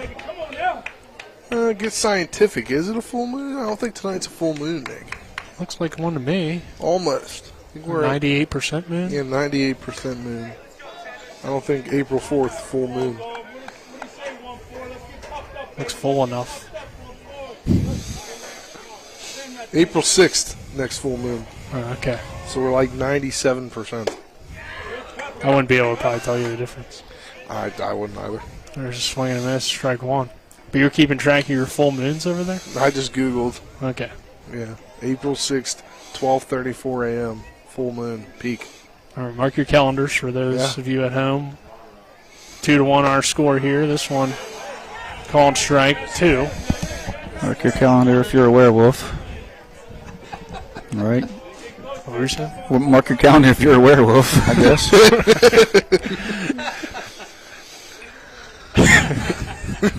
The 0-2 pitch, a bouncer for ball 1. Certainly liked, Reed's approach there when it was 0-0. You got a fastball up a little bit, and he was dead on it, and he took a really good cut at it. You like to see that out of your 4 guy, trying to tie the game up here. Trying to, extend the lead here with one swing. Next pitch just misses for ball 2. Yeah, that ball was out. I mean, it was knee level, and it looked good. And Pedersen did a great job. And, it was slightly out there, a little too far out. 2 balls, 2 strikes, and Reed hits this one toward right. That will get down for a base hit off the wall. Another double. Reed is in there with a ground rule double. It got up and hit the foul pole. It was going out, and it hooked and caught the foul pole, and he gets a ground rule double out of it. That ball's a great piece of hitting. 2 strikes. Matthews living outside, and just took what they give him and drove the ball that way. That's something not a lot of guys can do. That's why these high school pitchers have a lot of success on the outside part of the play, because they get these young men to roll over, hit flares. But he stayed behind that, drove it in the corner down there, got the hop off the early season outfield, and ground rule double off the foul pole. Second one we've seen tonight. Yeah. I haven't seen one all year yet. That'll bring Clem to the plate. He takes that one high and outside for ball 1. So Colin Reed doing a leadoff hitter job of not only getting on base, but with the speed as well as a double. I mean, even though it was ground rule, he was going to be in there with a double anyway. That one misses outside for ball 2. Certainly got to be speedy to get a double out of a ground rule double, right? Yeah, it takes a lot of speed, I'm pretty sure. Well, if he had more speed, he was already at second base by the time. Right, he might have got a triple. He could have gotten a ground rule triple. Ground rule triple. That needs to be yeah, if you're already on second by the time the ball goes over. Real speed, a ground rule double hurts you. Right. Yeah. 2-1 pitch to Clem is hit up into the air, into the infield. Tanner Matthew comes over from the pitcher spot to make the play for out number 1. That was like the most nonchalant pitcher coming off the mound for an out that I've seen in a while. He's really laid back young man. And the game doesn't get real animated. He's not, you don't see him, one way or the other get up, get down. And, it's nice because his third baseman saw it. He tracked it all the way, so he didn't even get close. Yeah, that's another thing. High school baseball pitchers are generally pretty good. As far as with the glove, he's an outfielder when he's not pitching, so it doesn't surprise me he took control and went after that. He's a receiver in football. I believe he's going to play collegiately football. Mm-hmm. So he's got to have an eye for the ball. Yep. The 1-0 pitch to McCarthy in there for a called strike at the knees. 1 ball, 1 strike. Reed on second, 1 down. 2-1 Washington on top of Hedgesville. Top of the 4th. Patriots looking to extend the lead. And you're seeing why Tanner Matthews is, gets wins and gets outs because he lives on the corners. 1-1 is a swing and a miss for strike 2. 1 ball, 2 strikes here on McCarthy. He got McCarthy to swing on a bad pitch last time with this count, so let's see how far he can get McCarthy, if he can get McCarthy to extend the strike zone once again.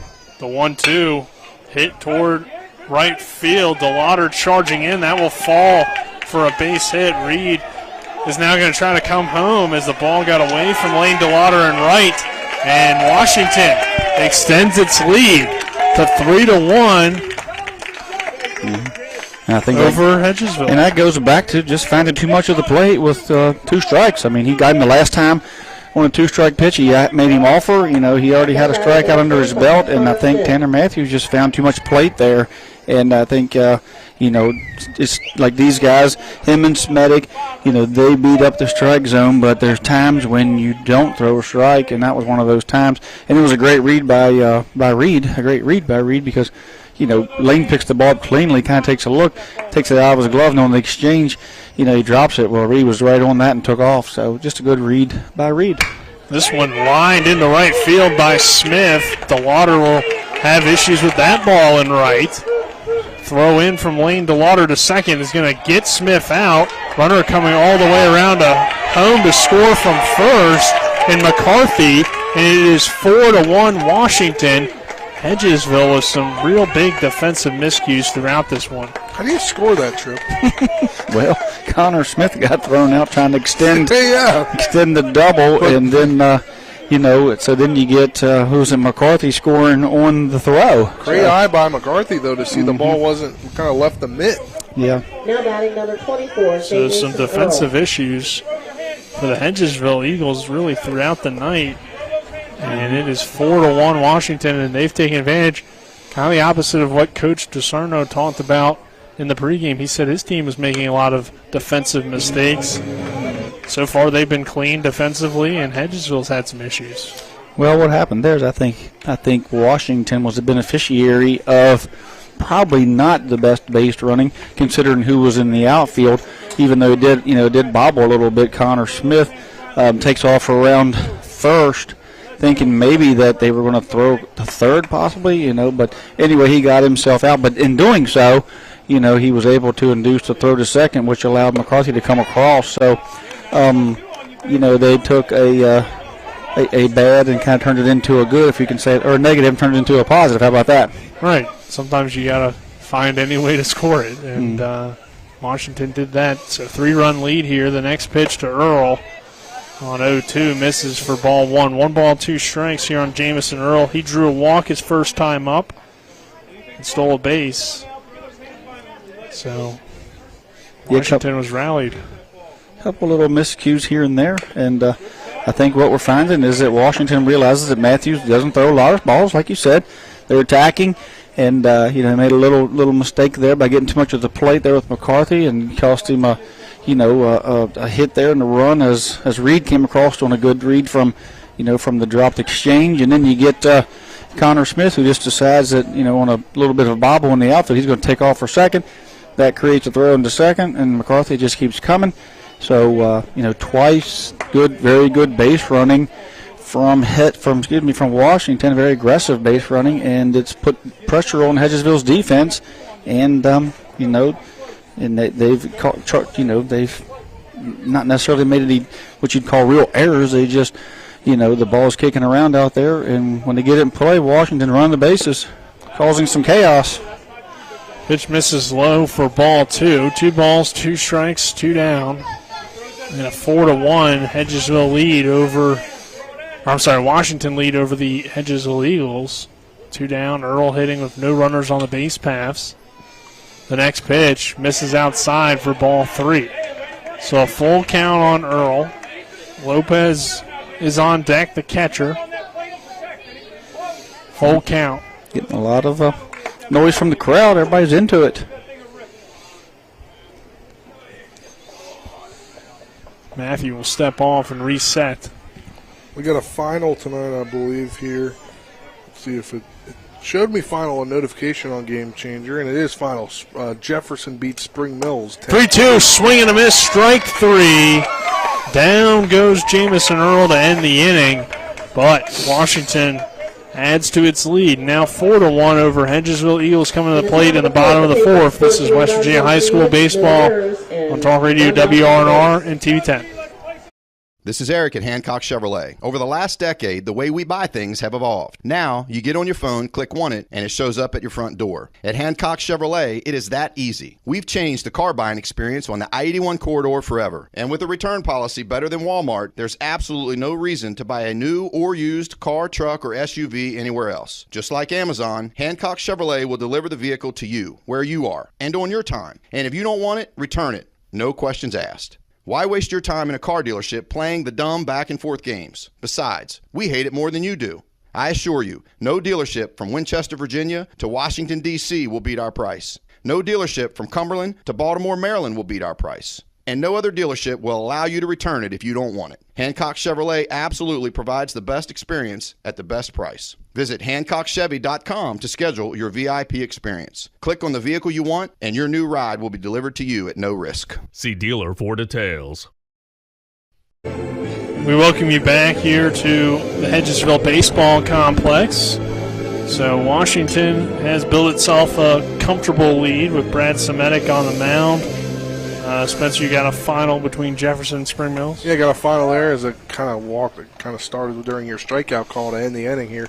Jefferson wins 10-3. They put up 5 in the 5th inning to really dominate that one. Pavanelli has a great day at the plate, 2 for 4 with 2 runs and 4 RBIs. 2 RBIs apiece for Caleb Fletcher, Riley Morgan, and on the mound, Riley Morgan goes 4 2/3, 3 hits, 2 runs, 2 earned, 4 walks, 8 strikeouts. Caleb Fletcher comes on 1 1/3 inning, gives up 2 hits and strikes out 2. He gets the win, and Ryan Hefner comes in for the final inning, 3 hits, 1 run, and no strikeouts. So it's Jefferson improving to 6-3 and getting an EPAC win.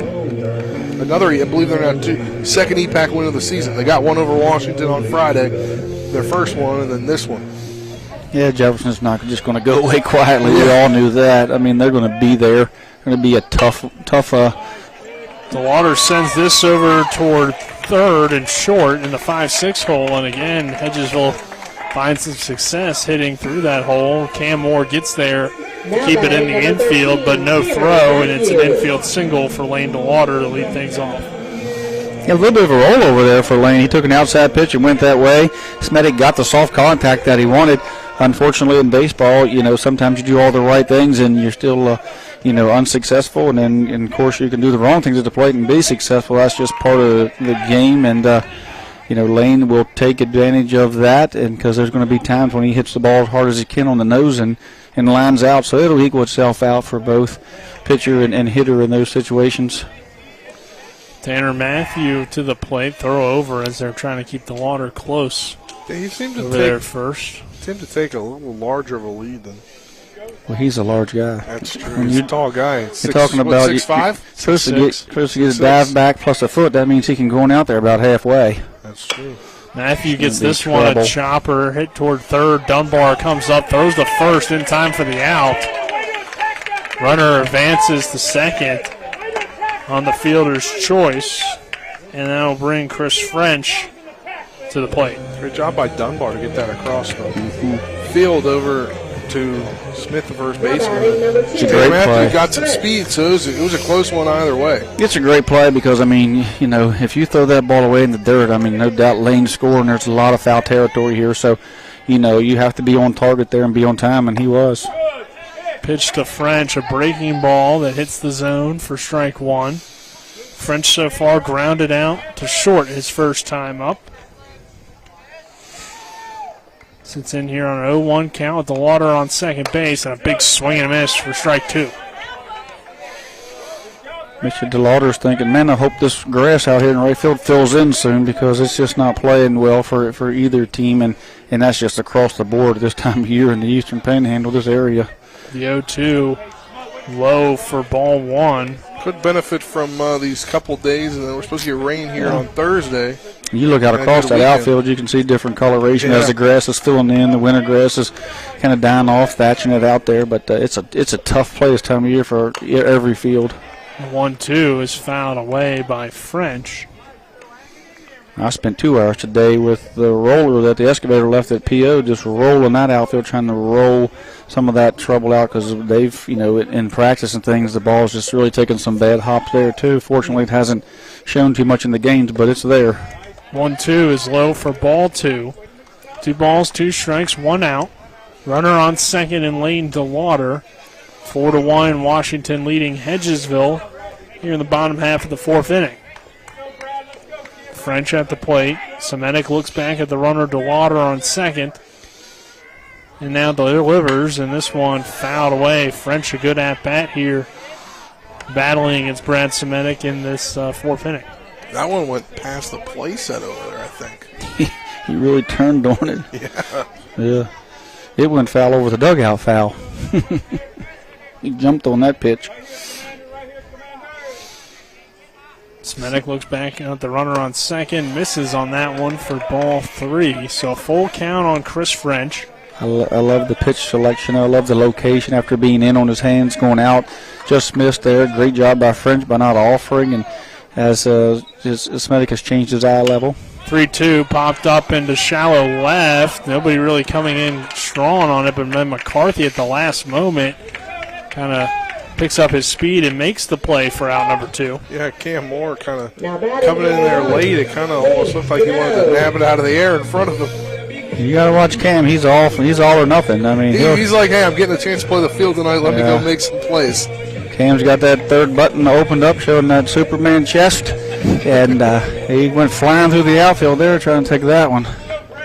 Gage Gano to the plate with 2 down in the inning, and Gano, he grounded out his first time. Now he pokes a bunt down the line. Dunbar fields it with the bare hand. The throw to first, just off, not in time. A great bang play, an excellent effort from Dunbar. Yeah. I had that read all along. That was great baseball. It was great baseball. He was safe. That was a great call by the Ellis as well. It's a great time to do that because Dunbar has to stay back, on the bunt because of with 2 outs for 1, and then of course you got Lane coming down there. So just gauge. That's a situation where if you're a drag bunter, you lay it on the line. If it stays fair, it's a base hit. If it goes foul, you're just down 0-1. But and Dunbar made a tremendous play to even make it close. So I just love that on both sides of the ball. Connor now pops this one up in the infield. Smith comes over, makes the play for out number 3. The Eagles strand a pair. Still trail 4-1. We head to the 5th. It's West Virginia High School baseball. Talk Radio WRNR and TV 10. We're back at 60. And the streak continues! CMA's Martinsburg dealerships continue to knock out the competition with their competitive pricing, extensive selection, and lifetime powertrain warranty. With over 450 new and used vehicles in stock and on the way, CMA won't leave you waiting on the bench. That's right, CMA's Martinsburg dealerships are once again the most valuable dealers in the area. For the strongest and deepest lineups, visit CMA's Martinsburg dealerships online at martinsburg.cmacars.com today. And good luck to all Panhandle High School student athletes. Orr's Farm Market. Spring has sprung. Time to head to Orr's Farm Market to find your flowers, veggie plants, bagged mulches, and potting soil. Visit our bakery counter to try our new homemade quiches, pepperoni rolls, and don't forget our pie flavor of the month for April, Boston cream pie. We have West Virginia food products, local coffee, honey, maple syrup, dairy, and meat. We have 25 new Orr's jam and salsa flavors for you to try. Check us out at orrsfarmmarket.com, and remember, Orr's Farm Market, happiness grows here. To the Hedgesville baseball complex, Tanner Matthew and the Eagles defense back on the field as Hedgesville coming to the plate. Will be the 9-1-2 hitters due up. Lopez, Dunbar, Dupree, and Washington was able to add 2 runs in the last time they were at the plate. Extended its lead out to 4-1, and Tripp, it's been a really good performance from the Patriots here tonight, proving that despite some injuries and despite some tough losses, they're going to be in the mix when it comes to sectional play, especially if you get Colin Reed back. You kind of like their chances a little bit more, but certainly, they're a team that's certainly capable, and they're young and they're getting better. Yeah, they're getting better. I mean, Jefferson got them there, I think late last week, and but again, some injuries there. But as these young guys get more and more reps, and as they get this lineup, to where they get some good chemistry, they're going to be tough in May. I mean, the more these young guys see the plate, see the field, the better they're going to get. You can tell they have skills. They're raw, and they just need a little bit of experience, and they're getting it here early here in April. This one, a ground ball hit towards short. Connor fields it cleanly, throws the first, a throw wide of the bag, and off the glove and into the fence there behind first. So Lopez will reach on the throwing error, and he's on first to begin the inning. Another error for the Eagles, as it looks like his assistant coach coming out Talking to Tanner Matthew. Well, I think what we got here is a pinch runner, or excuse me, courtesy runner for the catcher, right? Wasn't that the catcher? Yep, Lopez. So I can't see the number. Looks like a double digit, but I can't tell what number. Got her tucked in his shirt there. You know, and I'm going to say this because I love him, but, you know, and he's a competitor and he's passionate. He, you know, and I ain't saying he did it because I don't know, but I'm telling you, Braylon Connor, he is very passionate. Men on first and third, pops out the first. After having a double and a single, feels like he probably should have done better. You know, he kind of showed a little disgust with the bat there. If you take that to the field, that could happen there, you know. It was a pretty clean play, and he just kind of put a little extra zip on it. And, you know, he just has to, part of his game there that he's going to have to deal with. You know, and you're not going to be perfect. I mean, you can't be perfect at the plate, but you can limit the errors in the outfield by keeping your head in the game and not letting the small things affect your game. And you know, that's a maturization part of the game. Dupree sends one down the line. He's very close play as he tries to slide in the first. Never a great decision. Yeah, luckily he's okay. Dunbar, wasn't it? Oh, it is Dunbar. Yes. Sorry. Dunbar tried to just jump. I mean, as Mike Nichols picked the ball up and didn't go for the tag, he went back to the bag. I think, you know, he was going to try to just kind of dive and hopefully maybe get the call there, get his hand in before Mike as he turned his back on him. But you go back to Braylon. You know, that's play that, you know, he'll want back as just as much as he'll want back that at bat, and you'll see this young man, you know, get that. You know, he'll make a super play like that, you know, to take care of things. Dupree sends a shot out towards center. Gano goes back and makes the play for out number 2. But Sven Dupree with a well-hit ball just didn't get down out there in center field. Got after it, didn't he? He really did. Came through with a big RBI double in the third, and that will bring Cam Moore to the plate with 2 down and a runner on second. And to put that thought to bed, I'm talking about high school players in general. When you make that, you know, they're a very emotional group, yeah. And you know, that's in seniors or not, that's just part of the game of high school, just the emotions. So first pitch to Moore, called strike 1. Runner on second base, and Lopez, or the courtesy runner for Lopez after he reached on the error. So Patterson is telling him first base is open. We're not giving in to this guy. Like, don't groove nothing and allow him to score a run. Make him get 2 hits to beat us, or make him, you know, let's go after Reed. I'm not sure what he told him, but I definitely know he told him that, you know, we do have first base open and we can, you know, attack the next guy with, you know, an out at any base. Matthew looks back at the runner, delivers the next pitch, called strike 2.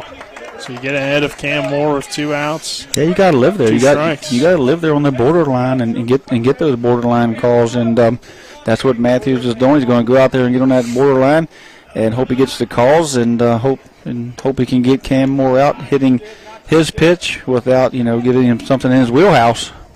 Trying to get him to chase there, but pitch missing outside. 1 ball, 2 strikes, 2 outs. 4-1. Washington leading Hedgesville here in the top half of the 5th. The next pitch to Moore. Hit toward left field. Rest is under it and makes the play for out number 3. Into the bottom of the 5th. Washington still leads at 4-1. They strand a runner on second base. This is West Virginia High School Baseball on Talk Radio WRNR and TV 10. We're back in 60. Providing reliable protection since 1877, we are Farmers and Mechanics Insurance Companies. From small beginnings and over a century later, we maintain our dedication to our policyholders to provide dependable insurance protection and excellent customer service. Protecting everything from your home to your business has never been easier. Our team is here to ensure that you, your family, and your assets are taken care of. We enjoy giving back and doing our part to keep Martinsburg a great place to be. With 4 new car dealerships and 4 used car dealerships in 3 states, Parsons is the largest used car and fastest growing new car dealer in the tri-state area. Take Parsons Ford with huge savings on hundreds of new Fords, financing from 0%, Parsons' goal of financing for all, and Parsons' famous above-market trade-in allowances that help make Parsons #1 for used cars too. See why so many won't buy anywhere but Parsons Ford in Martinsburg. We became #1 by making you #1 first. Parsons. Plastic grass. Back to the Hedgesville Baseball Complex 4-1, Washington on top of Hedgesville. Coming down to the final few innings here as we begin the bottom of the 5th. Eagles coming to the plate. It's Ruess, Canerium, and Pedersen due up for Hedgesville in this half of the inning, and they're down to their final 9 outs. They've had some hits throughout the night, but haven't been able to get hits with runners on.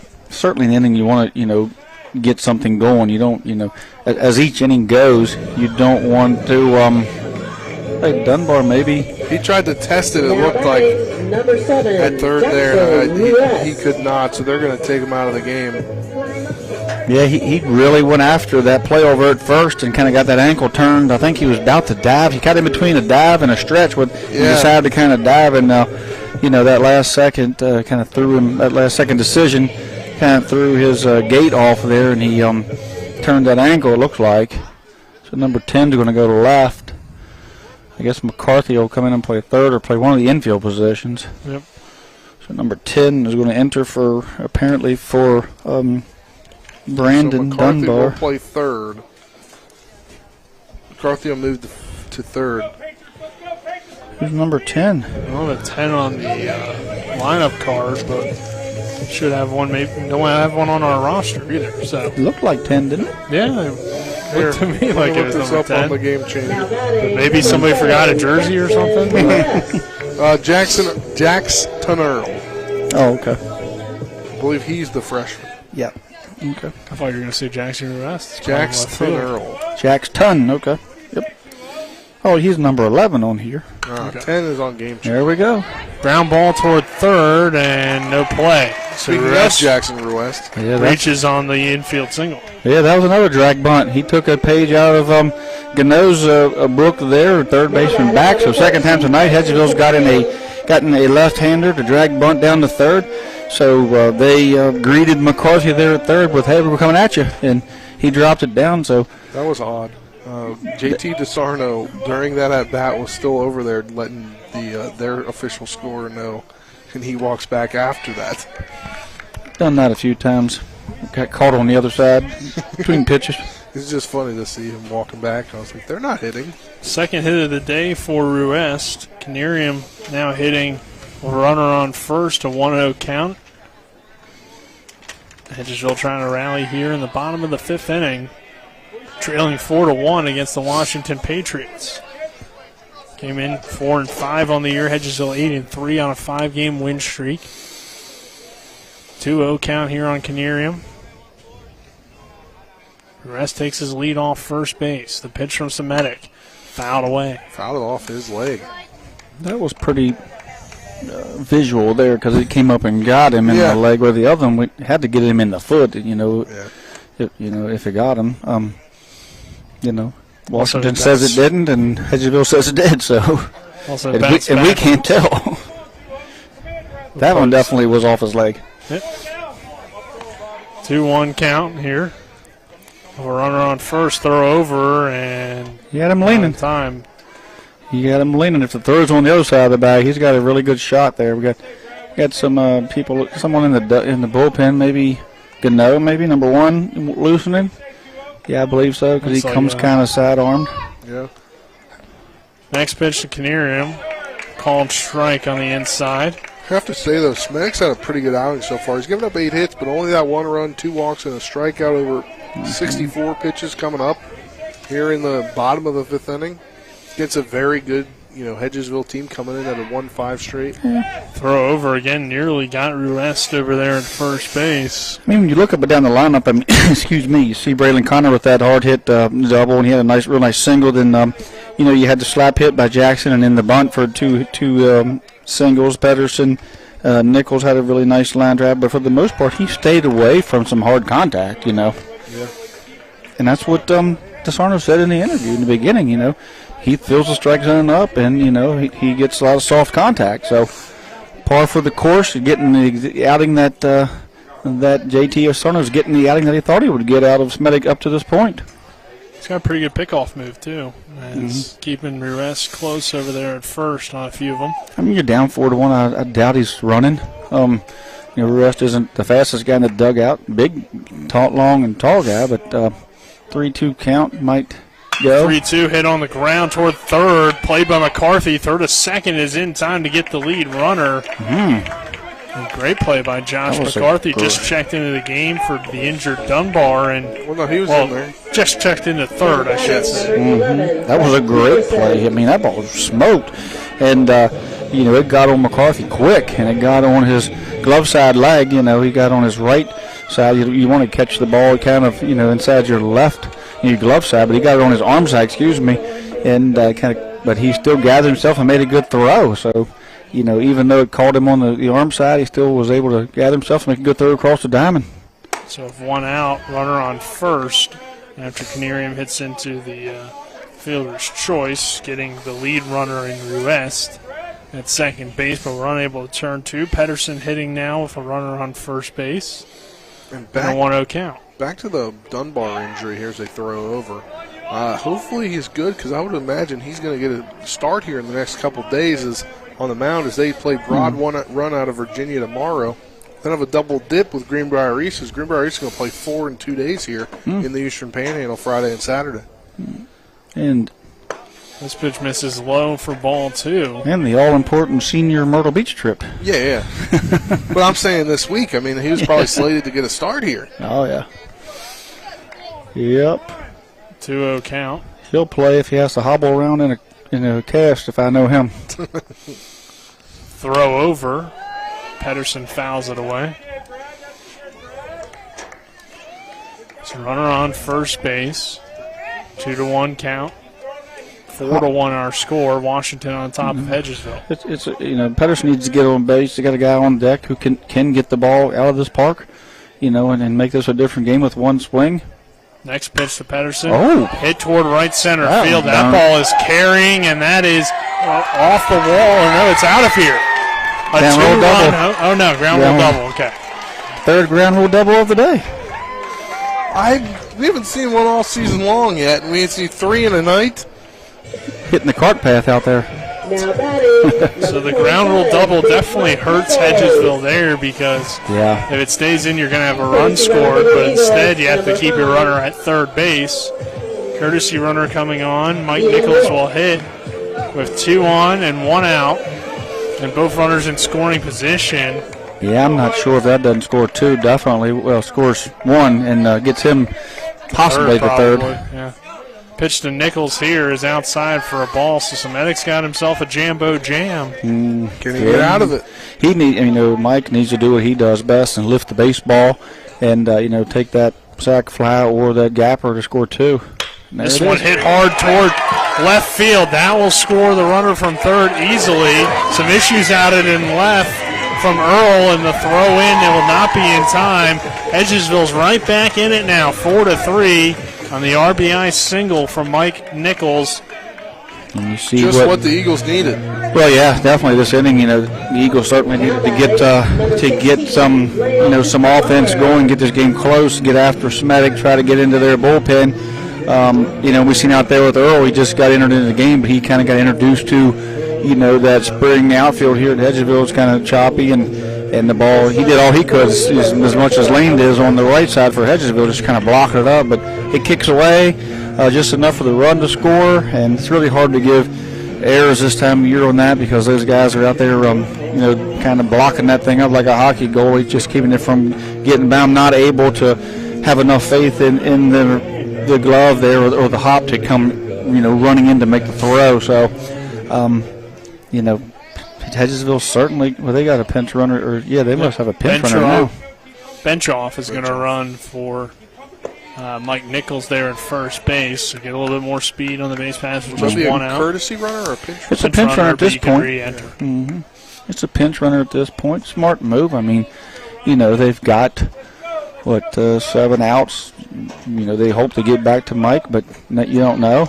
And this is a very important run with 1 out. So, great call there, I believe, to go ahead. If something happens and he gets on later and need a pinch runner, you just take him out, and just find someone else to play first for an inning. Single and a fly out here from Lane DeWater on the day. The next pitch, a big swing and a miss. They get a 2-1 count on DeWater. 4-3, Washington hanging on to a 1-run lead as the Eagles have rallied here. A single from Ruiz to lead off the inning. Then Canarium hit into a fielder's choice.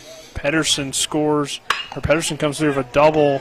Here's a hit toward McCarthy at third. Try to turn two, only get one, and the lead runner at second base. And DeLauder able to reach on the fielder's choice, excuse me. Yeah, fielder's choice there. Brown's going to come in and hit Tanner Matthew now out. And his day may be done as well. You do see the guy warming, thinking it's Gano. Yeah, it's Gano. I think it goes back to what Coach Grove said earlier in the interview about extending these guys and keeping an eye on them. The game's getting close. He's went 5 innings. Don't have his pitch count. I could pull it up here, but I think it's more of a protective thing than it is. Matthews being done for the day or being hurt or sore or not getting his job done. It's just more of a protective thing on the pitch count. Yeah, pitch count 72 pitches, 49 for strikes. Yeah, you send him back out there, he gets into the 90s, and that's when he starts to push it this time of year. So, they had a plan, and it looks like they're going to stick with it. Thrower to first, not in time. Also, Noah Brown is second on the team in batting average now. He has limited at-bats compared to some of these other guys, but he's been swinging a good bat when he's gotten his opportunities. So, in a one-run game, you might feel a little bit better about his bat than Matthew at this point in the year. Yeah, you don't know. I mean, Matthew struggled with Smetic. Seen Smetic kind of got the best of him with that strikeout early in the game. Then he got a ground out to third. So a weak contact and a strikeout. So just a good coach's move here in a protecting Tanner's arm. It looks like Brown gets ahead. 3 balls, no strikes, 2 outs, 4-3 Washington. Smetic, the left-hander, steps back on the right-hander, and Lane DeLauder takes his lead off first base. The next pitch from Smetic on 3-0 is low for ball 4. So runners on first and second for the Eagles. Chris French to the plate. French on the day, ground out and a fly out. And that may be it for Brad Smetic. Yeah, potentially. You see Coach DeSarno coming out here. And it will be. They're going to bring, looks like, center fielder coming in. Clem? Possibly. So, our score, Washington 4, Hedgesville 3. We'll take a 60-second break. When we return, we'll have the pitching change for you. This is West Virginia High School Baseball on Talk Radio, WRNR and TV 10. Looking for some nightlife? Then look no further. Laddie's Bar and Grill has a full bar and kitchen, pool table, and entertainment with great food at affordable prices. You can dine in or carry out by calling us at 304-263-5233. Laddie's is open Monday through Saturdays from 8 a.m. to 3 a.m. and Sundays from 10 a.m. to 3 a.m. We serve breakfast all day long, and our lunch and dinner specials are posted every day on our Facebook page. So stop on in to Laddie's Bar and Grill, located at 107 Lutz Avenue in Martinsburg. The Honda HR-V, CR-V, Pilot, Passport, and Ridgeline. They all have one thing in common. They never back off from a challenge. Available with all-wheel drive, the Honda SUV lineup has the performance you can count on and the capability to amaze. It's no wonder Kelley Blue Book's KBB.com named Honda the 2022 Best Value brand. CMA's Honda of Winchester, 3985 Valley Pike. CMA, moving lives forward. Based on 2022 brand image awards from Kelley Blue Book, visit KBB.com for more information. We welcome you back to Hedgesville. Washington leading Hedgesville 4-3. Nick Verzolini alongside me, Trip Tobin and Spencer Dupuis. John Allerton, our cameraman, back in the studio. Colin McLaughlin. And we got pitching change brought to you by Smallwood and Small Insurance in Martinsburg, your total insurance solution at 121 Administrative Drive. Call 304-263-3361. And our new pitcher is Clem. Yes. Yeah, Clem. Looks like Cameron Gill's going to enter, play one of the outfield positions. Unfortunately, we don't have the numbers for Clem pitching. Game Changer does not allow us the Washington Patriots stats. Well, kind of find out when he pitched. You can find a few things out of it. You can. That's true. You are right. Not sure when he's but on pitched. the night for Semitic, he throws 80 pitches.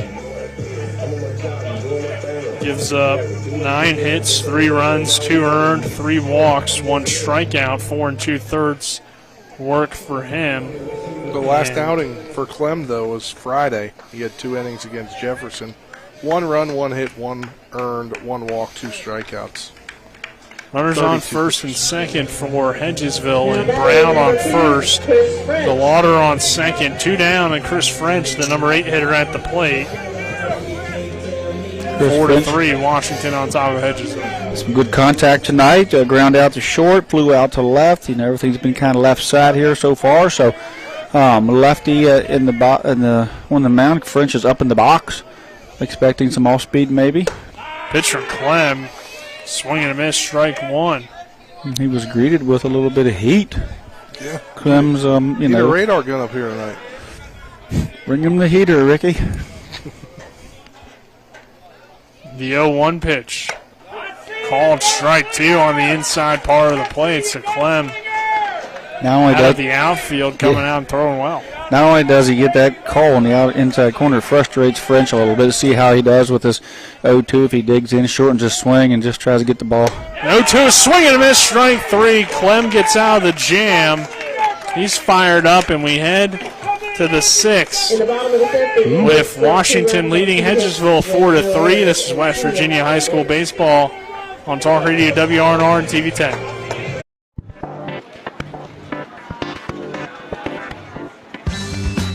Laura.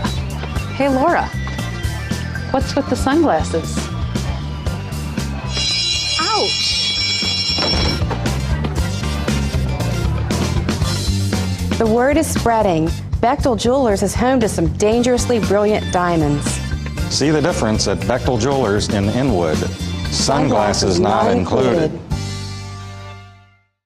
With 4 new car dealerships and 4 used car dealerships in 3 states, Parsons is the largest used car and fastest growing new car dealer in the tri-state area. Take Parsons Ford with huge savings on hundreds of new Fords, financing from 0%, Parsons' goal of financing for all, and Parsons' famous above-market trade-in allowances that help make Parsons #1 for used cars too. See why so many won't buy anywhere but Parsons Ford in Martinsburg. We became #1 by making you #1 first. Parsons. Me too.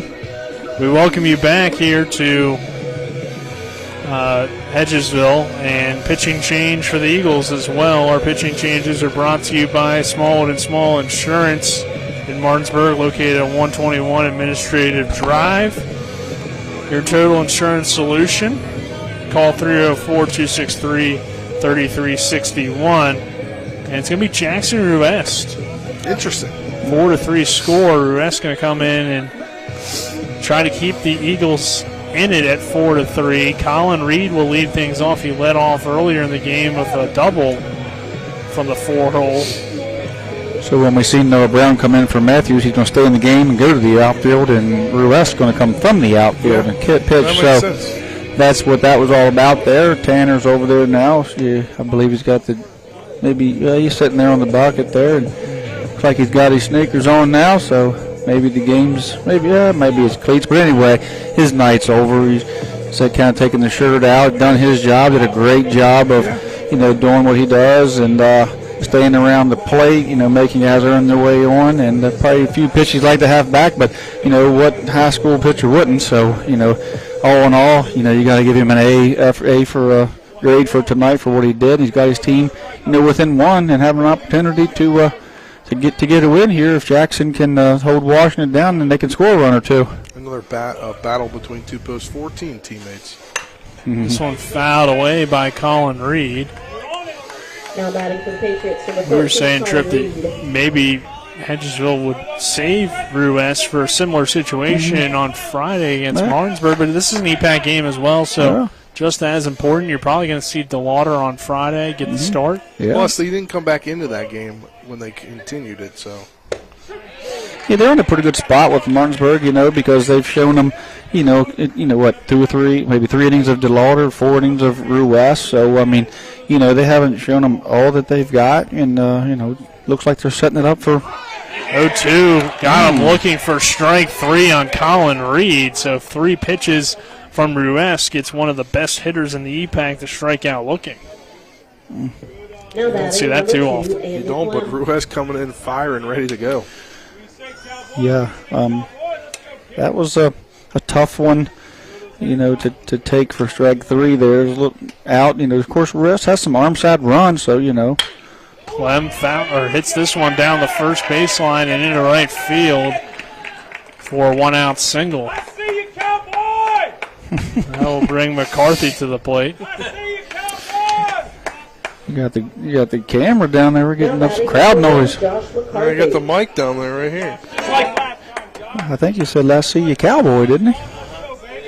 Cowboy Clem's on first. That's his nickname. I guess we got to start calling him that. Nice piece of hitting there by Clem coming in. First pitch swinging. They're down. They're up a run, so.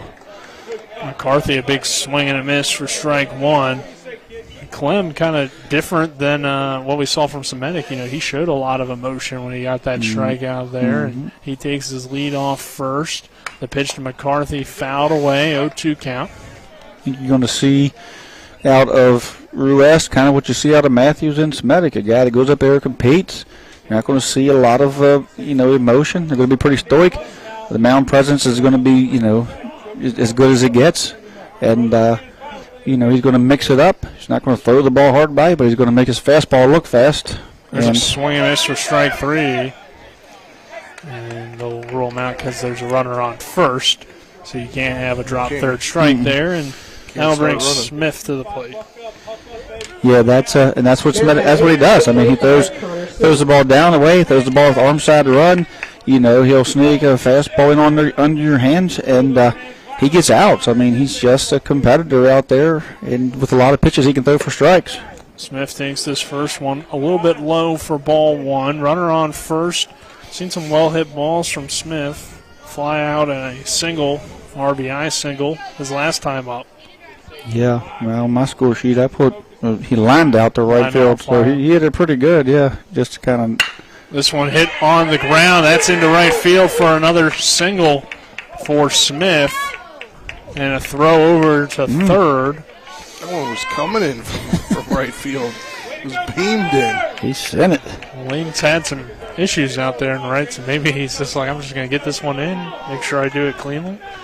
Yeah, he filled that one cleanly, and the runner made a hard turn, and he said, yeah, try me, right? Mm-hmm. At Hedgesville a little bit too, it seems like the lighting out there is a little light, a little shadowy out there in right. To me, right. Certainly look at the first baseman, second baseman, they're kind of bright, but then you look out there, he's kind of, the lighting's a little different. So, for both teams, I've seen some, balls out there in the outfield get misplayed here. It's just, the ball flies here. Pitch is high for ball 2. 2-0 count. Plus, this is the first, really warm game that these two teams have probably played. So, it's a hitter's park. When you hit, you'd like to hit here. It's a hitter's park, shorter fence, not by depth by any means. They do have some short corners, but they only have a 4 or 5, maybe 6 foot fence out there, and that gives you an extra opportunity to get the ball out of here. 3-0 count here on Earl with 2 on and 2 down. Ruess looks back at the runner on second and throws the pitch. Called strike 1. Definitely see a different Jackson Russ now. There's 2 guys on. Mm-hmm. He's not going to put it over the plate. The 3-1 pitch. High for ball 4. That loads the bases with 2 down. And Lopez coming to the plate. Now batting number Now visit here taken by the Eagles. Yeah, they're not taking him out. Just going to talk to him about this 9 guy coming. We got the 9 hole coming up, and Lopez has got a strikeout looking earlier in the game. They ground out the shortstop. Just going to make sure the defense is good. Going to push them back, try to get an out anywhere and get out of this inning. And he's going to tell Jackson, do what you do. Find a corner. Fish around there.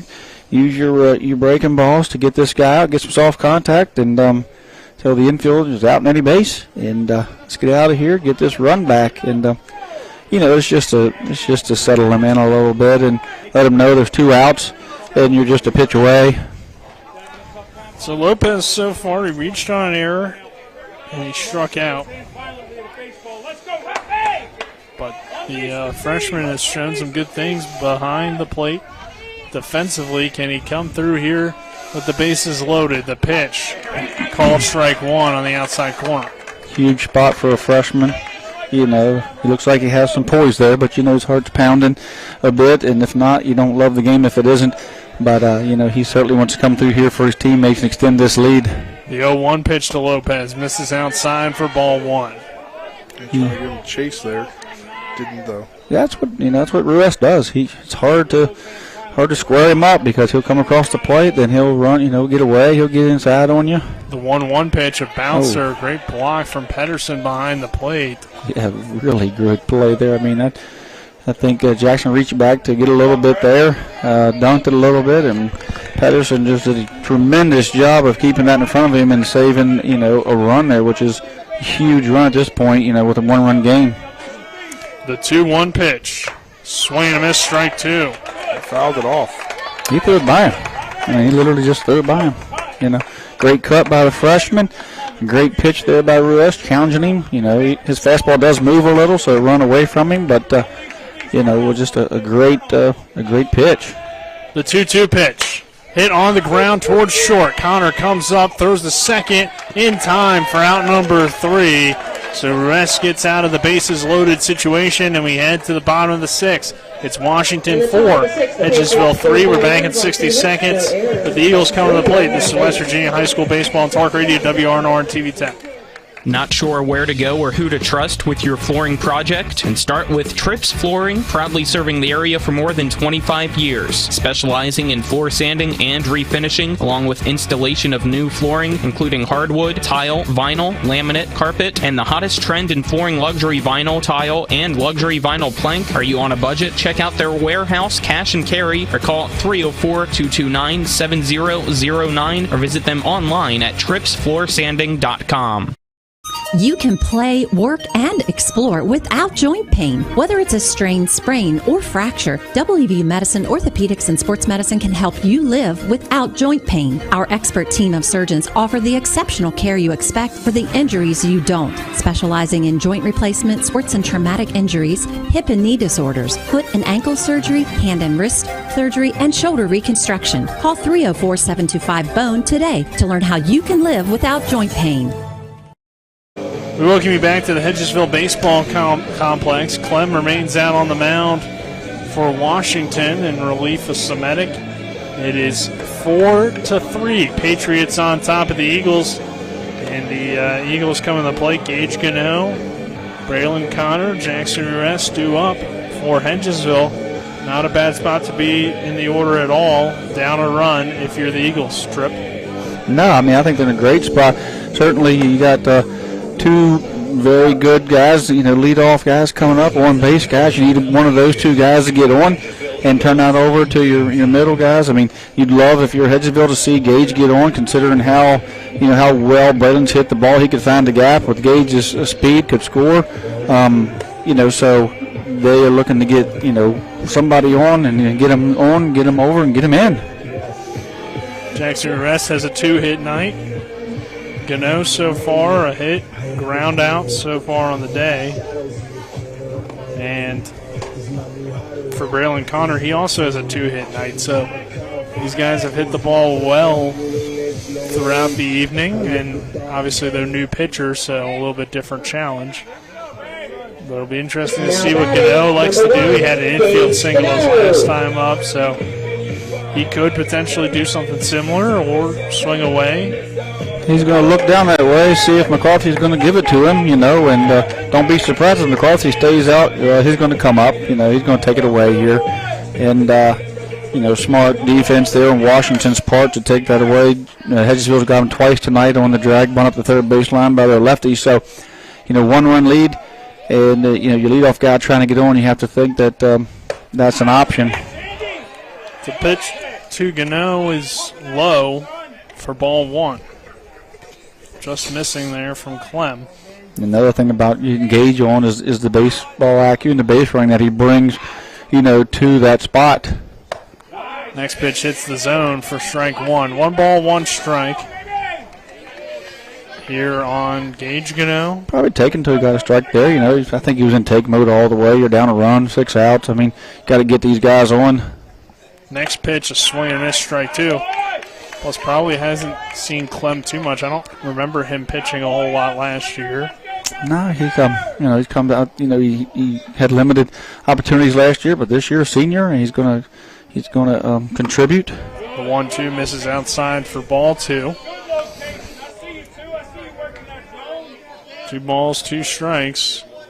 4-3, Washington on top of Hedgesville. The next pitch on 2-2, fouled down the first baseline. Oh, he caught the catcher's glove. So catcher's interference, the call, and that allows Gano to find a way on base. Any way at all, right? Yeah, you'll take it, especially with his speed. Yeah. Now batting number 12, Braylon Connor. Tying run on the bases. Tying run on the bases, top of the order. Lots of guys that can put the ball in play and make things happen here. Braylon Connor has home run power. We've seen that too. Mm-hmm. A lot of options here. So, got a lefty. Lefties generally control the running game. It's going to make it a little bit tougher for Gage to get off. Pitch misses outside for ball 1 to Connor. Sometimes you maybe throw over in these situations, just see what Connor's doing. Maybe get the leg up and see if he'll square to try to get Hedgesville to give away what they're doing and make sure Gage isn't taking off. So, you know, at this point, looks like we're going to play straight-up baseball.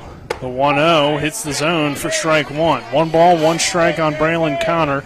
2-hit day for him, a double and a single so far. Still think you're in a situation where they're taking. So now that they've got 1-1, now you maybe see, you know, what their plan is here with Connor with the man on first. Gano could be caught on a rundown here. He goes all the way to second, and he is safe. Gage, smart decision there not to retreat or get into that rundown. He just committed to what he had already done, and with his speed, he's able to get there. Yeah, you go on first move, and when you do that, and the young man Connor Smith has to come get the baseball, create a throwing lane, he let the ball get to him. He had to throw over Gage, which kind of made the throw a little bit of a loop, and that allowed Gage to get in there. But as Connor Smith gets older and, you know, gets some rep, he'll understand that once he's gone, you have to cut the distance out between you and the first baseman or the pitcher, create a throwing lane, and try to throw him out on that play. So that puts a runner in scoring position with nobody out and a pitch missing low for ball 2 to Braylon Connor. And Tripp, this obviously changes what Connor's doing at the plate. Oh, he's yeah, now got a guy in scoring position compared to a guy on first, which could have been a double play. The 2-1 is fouled away by Braylon Connor. Leads the team in batting average, hitting over 500 on the season as Connor.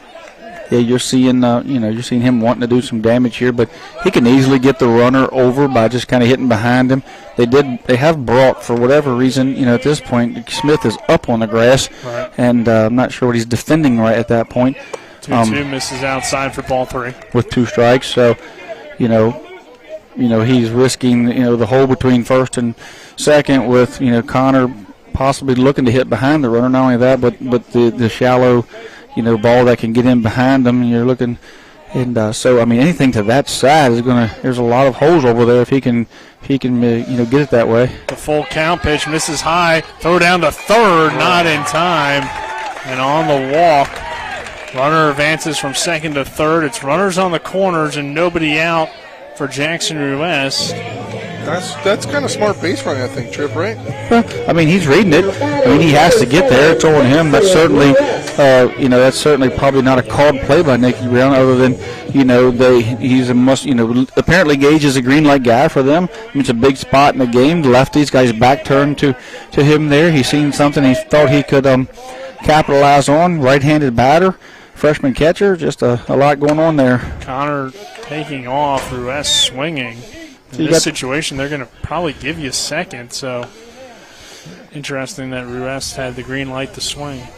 Yeah, I mean, a lot of times you want him to get over, you know, just let him get there, but maybe they were hitting and running, trying to stay on the double play, but now Washington is going to call first and third play, you know, a pitch later, but regardless, you know, they got something on here. Don't, you know, if I'm Clem, I'm probably throwing over just to see if they're doing something. But, just a great read by Gage. Like I said, left-hander, back to him there. Right-hander in the box, forcing Dupree to come, drop, step, and throw. So a lot of things was in Gage's favor there. Connor takes second on the catcher's indifference. So runners on second and third for Jackson Gillespie. Falls behind, no balls and 2 strikes. 4-3, the Washington Patriots leading the Hedgesville Eagles here at the Hedgesville Baseball Complex. Bottom 6th inning. The pitch popped up. Shallow left field. Could be trouble. Coming in making the play is Earl. And Gano will not be able to take home. I think that, Gage drew the throw. He wasn't tagging up, and he did leave it from my angle. He might have left it a little soon anyway. He kind of got a jump step on it. But, he was seeing if they'd kind of throw the ball in. Just didn't get deep enough for him. So, Ruest probably not happy that he had an opportunity to get an easy RBI there, and just didn't get it quite deep enough. At this point now, nothing really changes here for Canarium. The situation is we've got to get the ball, in play. I'm surprised that maybe Washington doesn't have the middle up. There's no chance for a double play. Cam could come up, second baseman could come up and cut off the run. Because at this point, just a ground ball by Canarium ties the game. Sure. Strike one on the inside. On the inside corner. As Clem gets ahead. And the 0-1 pitch, missing outside for ball 1. 1 ball, 1 strikes. Runners and Braylon Connor on second base, and Gage Gano on first. 1 down in the inning, a 4-3 Washington lead in the bottom of the 6th. If Clem gets out of this, that is getting out of a jam there because he's in a big jam. The pitch to Canarium. Inside. Again, that inside corner's been called all night, and it's strike 2. Really giving him that inside corner. And if you're doing it all night, it's a very tough pitch. Now. That pitch and the pitch that Jackson, Ruest, and Matthews throws that kind of run away from the guys in the other box are just 2 tough pitches to hit. 1-2 with 1 out. The pitch to Canarium. Got away. Did that pitch from Clem on his release. 2-2 count. Almost looked like he was trying to throw that one 400 miles an hour. But it slipped out of his hand. I don't know how to say it, but just a bit outside. Or maybe that was the one where he said hit the mascot because he hit it. He missed. And he just lost it, the grip, got away from him. And luckily they didn't score there. Gage was safe. 2-2. Same similar spot, but that one ruled a ball. Full count. That one looked like maybe a better frame than where it actually was. It was a great frame. He'd gotten that. He had actually thrown 2 strikes, there on the black earlier. That was off the plate, and, give it to the freshman Dupree. He did a great job of bringing that pitch. Lopez. The 3-2 hit hard into left field. We're tied at 4. Runner and Braylon Connors on his horse rounding third. The throw home, not in time. Runner advancing to second, and it is 5-4. Hedgesville coming through with the RBI single. Trent Canarium, and the Eagles come back here in the bottom of the 6th to take the lead with 1 out. He just got ejected. Well, who did? Clem? I believe he told the umpire, he pointed at the umpire, that's on you, I believe, and on that first pitch that I think he wanted the call earlier before Canarium hit the base hit, and he said, basically that if he gets that call, then Canarium's out, and I think then at that point he said something to the umpire, and he pointed at him, and there's no taking, getting him back in the game. You can argue all you want. He's ejected. Yeah, what do you do pitching down here, though? Well, you got to find a pitcher. Kind of in a jam and trying to get a pitcher here.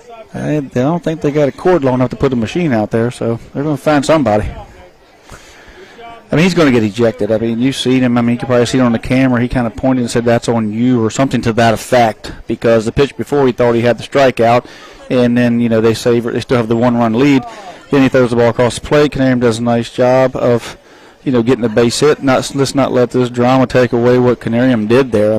2 strikes, took a borderline pitch on the inside, which was framed really well by Lopez, and then came back and he got a base hit. We're still in a one-run game. You know, Washington can't implode here over this, just because some emotions are running high. But the umpire is, Pisarno's going to bat for his player here, but I don't think it's going to change anything. I mean, how long can you argue here? I mean, you see Coach Grove walking out. Now he's talking to his players. But I mean, he kind of walked out like, let's keep this thing going. Yeah, we got to keep it going, and you got to get somebody loose. I mean, you got that whole thing. So some drama here unfolding. Looks like Clem's going to try to stay on the other side of the chalk, but I believe he's wasting his time. Mm-hmm. Yeah, I don't know if he can. I mean, he certainly. When I looked back down, he had said something to the umpire, and the umpire didn't like it. Whatever he said, he sent him packing. And then you get ejected. What, as a player, you have to miss 3 games? So you'll be out for the rest of the week. Better hope there's not. Is there 3 more games this week? Because now he's out the first one to Myrtle. No, they got a doubleheader, yeah. They got a doubleheader Friday. They play Broad Run tomorrow and doubleheader Friday. Yeah. No, they got Martinsburg Friday, right? Oh, no, we're talking about Washington. Excuse me. Yes. Yep. Mm-hmm. You're right. Mm-hmm. Well, the umpires are discussing things. Yeah, and now you see the friends that are coaches. They're discussing, trying to give him, hey, what's going on here? Because the umpires aren't talking to me. Yeah, I'm not sure what they're discussing because we've certainly seen the home plate umpire. Clem hasn't left the field yet. He's still on behind that side of the chalk. I mean, I can't see them reversing it. Yeah, I don't see any reversing an ejection. It'll be the first for me. But they're talking it over. So what are they talking over? I'm if clueless. They're not reversing it. I am clueless. Now they're going to talk to Coach Grove. Yeah. Mm-hmm. Clem still hasn't been told to leave. I believe he's going to be told to leave now because Coach Grove has, he was given the information, and Clem is not happy. His emotions, I believe, got the best of him, and right now he's a senior. He wanted that strikeout. Emotions got the best of him. It was just a vocalization, but we've seen it before in the past. We've seen it last year. With I believe it was last year with Martinsburg had an ejection or the year before. I can't remember, but there's just certain things you cannot say. And there goes Clem throwing the ball. So I believe it might be McCarthy who's coming in. Looks like McCarthy's going to throw. Yeah, what do you? So now you got to figure out third base as well. If you're Washington. How long do you give him here too? Well, he's got a toss. Yeah. Now you got McCarthy loosened up. You got to find a third baseman. Someone else has got to come in the game. You've already lost Dunbar. Now you've lost. Patriots, number 1, Josh McCarthy. Lost Clem. The other part of this is you've got to. Washington cannot get caught up in this. It's a one-run game. It's a one-run game. You're still very much in it. Yeah. And you have a whole inning if you're able to get out of things with just a one-run game. You've hit the ball well throughout the night. I think Pisarno's the only gripe can be that he didn't stand you up, or it was just I don't know what it could be really. Umpires are not going to take if you say something and point at the umpire, you're probably not going to be able to say that you really didn't do anything to him. From my view is he just did not like the fact that he didn't get the 2-strike call. Yeah. And then the base hit afterwards, it's something to the effect of, that's on you, or something to that effect. We had that guy out. Whatever he said. Looks like 8 is coming in here for Washington. Mm-hmm. So that will be Ethan Kearns. He has his position on the roster as outfielder, senior, number 8, Kearns. But I guess they're starting to move some things around here. Did he go to second? No, it looks like we got Moore at second. I don't know where he went. No, Cam Moore's still at shortstop. 4 at third. Is that what it is? Number 4. Sven Dupree. Yeah, it looks like he went from second to third. Yeah. And then Kearns came into play second. So I guess Kearns just basically enters in Clem's spot at this point, and there's some shifting around of the defense with Dupree on third, Moore at short. Kearns goes now to second as he enters for Clem, who was ejected, and then Connor Smith still at first. I think he can set the outfield. This has been a tough night for Washington because now Clem is suspended for 3 games because he got tossed. And then Dunbar's injured. We don't know how severe it is, but it wasn't enough, or he was injured enough to not continue. So, I mean, you're heading down to Myrtle Beach as well, and you got a doubleheader. You still got some games this week. So things have gotten really tough for Washington throughout the course of the night. And what looked like it was going to be a great night for Washington. They had a 4-1 lead against one of the hottest team besides Musselman in the EPAC, and now things have kind of fallen back. But you're still in the ball game. You got to keep your composure and try to get out of this inning. Down 5-4 now with 1 out, a runner on second in Canarium. Now you've got we set the infield. The outfield's Cameron going left, and so you got Jackson or Jameson Earl, I believe, in center. Jackson Earl in right, or vice versa. Jackson center, Jameson right. And Lopez still behind the plate. Now we've got McCarthy on the mound. And to be fair, we do believe that from our angle, it looked like that pitch did miss. Yeah, I thought it was a great job by the catcher. Right. And he'd gotten 2 pitches similar earlier that were, on the corner of the plate. That pitch just missed in, and regardless, you're still in the game at that point. You have to compete, not lose your head. Patterson will take this one inside for ball 1. So McCarthy trying to get out of this inning with a runner on second base and 1 out, and a 5-4 Hedgesville lead now over Washington. What's been a great game. Bottom of the 6th inning. Pedersen fouls this one away, gets behind 0-2. Or, I'm sorry, 1-1 count. And that's what happens in games like these EPAC games. The emotions run. Well, I think DeSarno was just saying to the home plate umpire maybe he had a little bit of a quick trigger. That could be his only argument at this point, and just not happy with that. But regardless, just like once you're ejected, There's no taking it back. Don't get in a situation where that could happen. And pointing or talking to an umpire or saying something derogatory is probably not a good idea when the emotions are running high. 1-1 count, runner on second. And I thought Clem threw really well. Yeah. I mean, I really thought he was doing his job there. He had a little, a couple of things didn't go his way that inning, but the walk and the catcher's interference started the inning on, off on a bad note for him. But after that, I thought he did. He got Jackson to fly out weakly, and then he had Canarium on the ropes, and you have to tip your hat to a hot hitting Canarium, but instead things kind of went off the tracks there for a minute, and Washington has to regroup and realize it's a 1-run game.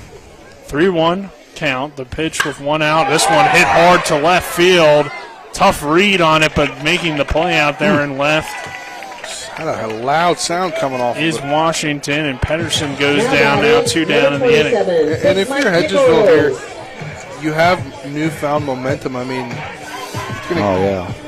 taking that lead after they were down 4-1. Lead, and now you need to get 3 outs in the top of the inning is where you thought you were potentially going to have to come up and try to win it in a walk-off fashion or tie it head to extras. Mike Nichols would love to give you some insurance runs, at least one insurance run here as he takes that one outside for a ball. 2 up for the Patriots is the top of the order. So we tough for Jackson Rest if he's still out there on the mound as the pitch here at the knees, a called strike 1. I'm trying to remember if we've had an EPAC game in the 2 years we've been doing this, if that hasn't led to some sort of controversy or coach that's been close, at least a close game that didn't lead to an ejection or a coach yelling at somebody or controversy. One thing it's never not interesting, I should say, if the game is close on the scoreboard. 2-1 count here on Nichols with a runner on second. Put Hedgesville's EPAC season into perspective. They went down when Musselman came up here. Hedgesville got down 4-0 earlier, fought back to a 4-2, got the game kind of close, ended up getting away from them, got down 2-0 to Jefferson, fought back, got to a 3-2, and was down 1-0 to Martinsburg in the rain delay game, comes back and wins, and now they're down here. So, I think they're saying that, I think there's belief in that dugout that they can win, that we can come back, and then that's a big thing too, to know to have that mentality that you're not out of the game ever. That's just huge confidence builder, and and these guys are getting it done in the late innings and winning the late innings. The 3-2 is fouled away by Nichols, so he's staying alive with 2 down. That's a sign of a good team, a team that never gives up and continues to fight and finds ways to score runs, even when things weren't going the best. You had some defensive miscues tonight for Hedgesville, but they've kept their composure and worked their way back into it to take the lead now. 3-2 pitch, 2 outs, and that pitch misses outside for ball 4. Nichols draws a walk. DeLauder will hit. And now we get in that situation 2 trip that we had earlier. Looks like they're going to let Nichols run with 2 outs, but you do have the option if you wanted to potentially take him out of the game. But I think with it being just a 1-run game, their thought process probably, we don't want to take him out in case we get extra innings. Yeah, he's got to stay in now. Take him out, get extra innings, it's going to look to be, and he can't. There's a runner in front of him. He can only go so far. So, the call here is just to stay and, to play it safe. DeLauder, a big cut and a swing and a miss for strike 1. So 5-4. Hedgesville on top of Washington. A comeback here to make it a 5-4 game in the bottom of the 6th inning. 2 outs, 2 on for the Eagles. 0-1 count on Lane DeLauder. McCarthy in relief, trying to keep it a 1-run game. The next pitch fouled away. And for Washington, these guys coming into the game, too, right from the field and have pitched really well. Clem came in and did his job until, unfortunately, his emotions got the best of him and he was kicked out of the game. But that's tough to do as well. 0-2 count. The next pitch, a swing and a miss, strike 3. McCarthy keeps those 2 runners on the base pass. We head to the 7th. It's Eagles 5, Patriots 4. This is West Virginia High School Baseball and Talk Radio WRNR and TV 10. How does Washington respond? They're down to their final 3 outs. When we come back, this is West Virginia High School Baseball and Talk Radio WRNR and TV 10.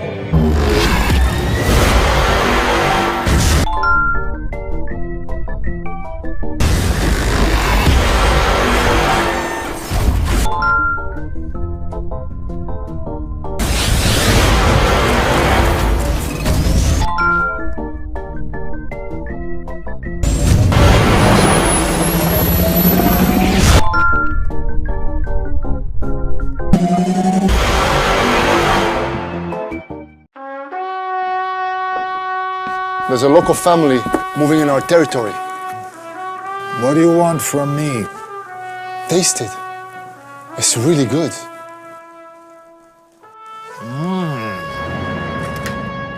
We'll go to the mattresses. It's not personal. It's strictly business. Leave the guns. Take the pizza. Rock's, now serving hot, fresh pizza to die for. Ow, that really hurt. We welcome you back to the Hedgesville Baseball Complex.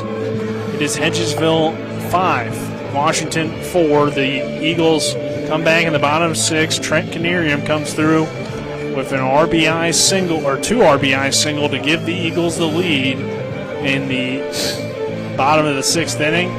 Top of the 7th. And Jackson Earl, I know he's wearing 10, but he's number 11, and he's wearing number 11. Wearing number 10. They got him 11 on the roster. He's 11 on the roster. Yeah. So he's got us all messed up. But a freshman in a huge situation here facing, an all EPAC guy here with, Ruas. So, he's got a young man, got a tall order in front of him to see how he does. And, we just seen one whale of a ball game here tonight. Beautiful weather.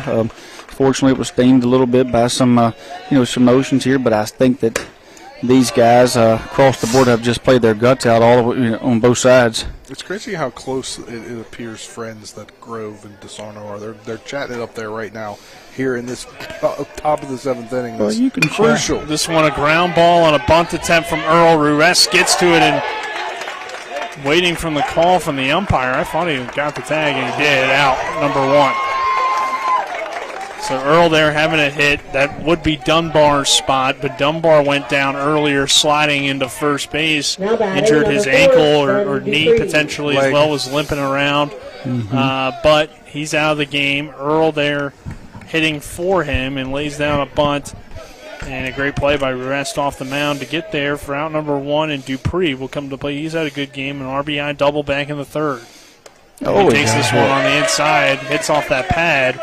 So you got a base runner on the hit by a pitch. It's not what you wanted there with these two guys on deck with Moore and Reed coming to the plate, because this game could get changed real quick. It certainly was Ruest's plan of attack there was to attack both, the young freshmen, try to get those two guys out, and then deal with, Cam and Moore and Reed, hopefully with 2 outs and, 1 or less base runners on. And now they've kind of, Jackson's put himself a little bit of hole by hitting Dupree. So 1 out in the inning. The pitch to Cam Moore, taken for a called strike. But taking nothing away from Dupree. He's hit the ball 3 times tonight, got a double. I mean, he just has really shown up as a freshman in the 2 spot in the EPAC game. Next one a little bit low for ball 1. 1 ball, 1 strike, 1 out. 5-4. Our score in the top of the 7th. Hedgesville on top of Washington. Next pitch from Ruiz. The bouncer in the dirt. That gets away from the catcher, Pedersen. That will allow the runner in Dupree to advance from first to second. So the tying run is now standing on second base. Cam Moore's at the plate. And he's got himself in a jam here with these two guys coming up. I mean, as good as Jackson is a pitcher, they are hitters. Rest looks in, delivers the next pitch outside for a ball. 3-1 count. And Ruest has to be careful. I mean, what do here? You give in, you go for, you go and kind of unintentionally walk him, hope you get a double play out of Reed. I mean, Jackson's in a tough spot. 3-1, misses low for ball 4. Now you got a really tough decision. Do you face Reed? Do you load? I mean, you never really want to load the bases, but when it's Colin Reed, it almost doesn't sound too crazy. It really doesn't. With 1 out especially, Clem is out of the game, so you're going to face somebody that's been fresh, or not fresh, kind of off the bench. I guess you're going to face Kearns in that situation. Yeah, Kearns. And then McCarthy, who's had a couple of strikeouts. So, it's not crazy to think that you can intentionally walk Colin Reed here, load the bases? I think you intentionally walk him. I still don't think you give in to him by any means, because there's not a tremendous amount of protection behind him. I think Jackson does what he does best. He goes in, he goes out. He hopes that maybe Reed will roll over and get a double play. But if he walks him, he walks him. I just think that's got to be, the plan of attack here. And if he does get on, he walks. I mean, then you have to go after. He did strike him out last time. Got him looking. But to do that twice would be pretty tough to do, as Rest looks back the runner there at second base. Dunbar came out of the dugout to tap Reed on the helmet, so appears he's at least good enough to move around. And he was hobbling out there, though. Yeah, he was hobbling, but I'm saying they're not giving him any further medical attention. There's an outside pitch called for a strike. I think that's the pitch he got struck out on, so he's going to have to expand that zone. Whether he likes it or not, he's going to have to get out there and get after it, go that way with it, and deal with it, because Jackson's not going to probably put the ball down the middle of the plate. The 0-1 gets away from the catcher, Pedersen. Runners advance to second and third. The tying run and the winning run are now in scoring position. Well, the lead run. Yeah, and with a good speed at second, and a guy who can really get around the bases, and now I think you put him on. Yeah, I'd think about it at least. 1-1 count. I think you just put him on. They will. Mm-hmm. Yep. So the bases are loaded with 1 out. Yeah, you just got to put him on there and hope for the best against the guy who substituted in, and he's in a big spot. I mean, I'm not, Ethan. They're down. They're starting to get into the depth of their lineup. I don't know a tremendous amount about Ethan Kearns, but in a big spot here. If the young man could bunt, that'd be a good time to lay one down. 1 out in the inning. The pitch to Kearns, taken for a called strike. The pass ball could have worked out, in Jackson's favor, where first base opened up, Yeah, we'll see how it plays out. Kearns steps in on an 0-1 count with 1 out. Reed on first. Dupree and Moore on second and third. A big swing and a miss for strike two. I mean, how good of a game is this? I mean, coming down to the last pitch, we're either looking at possibly a base hit that gives Washington the go-ahead run and forces, Hedgesville to fight from behind, or we're looking at, Ruest walking it off on the mound. 0-2 swing and a miss, strike three. So two down, bases are loaded. McCarthy to the plate. Now batting number he has an one, RBI single, a pair of strikeouts on the day. See what he can do here with the bases loaded and two down, and Washington trailing 5-4 here in the bottom of the seventh. Ruest in the windup. The pitch from Ruest, the swing and a miss, strike one. Pedersen again having to chase it down. His defense, when needed, has been really good tonight in there to get to that one quickly. I mean, obviously with two outs, unless it's like clear and obvious that you're going to score on it, you're not going to send anybody here. Yeah, I don't think or you just take your shot, you know what I mean? Right. You just take your shot, but you don't want to end with a third out at home. You have to make sure it skips away, and but sometimes you just take chances in this at this point in the game. McCarthy called strike two on the corner. That was a nice curveball by Ruest. He started in the left-hander's batter's box and bent it around there, and it's just that's just a beautiful pitch there that you have to tip your cap to. Bases loaded, no balls, two strikes, 5-4. Hedgesville on top of Washington. Bottom of the seventh inning, the pitch from Ruest popped up in the infield. Coming over is Mike Nichols, and he makes the catch for the final out of the inning.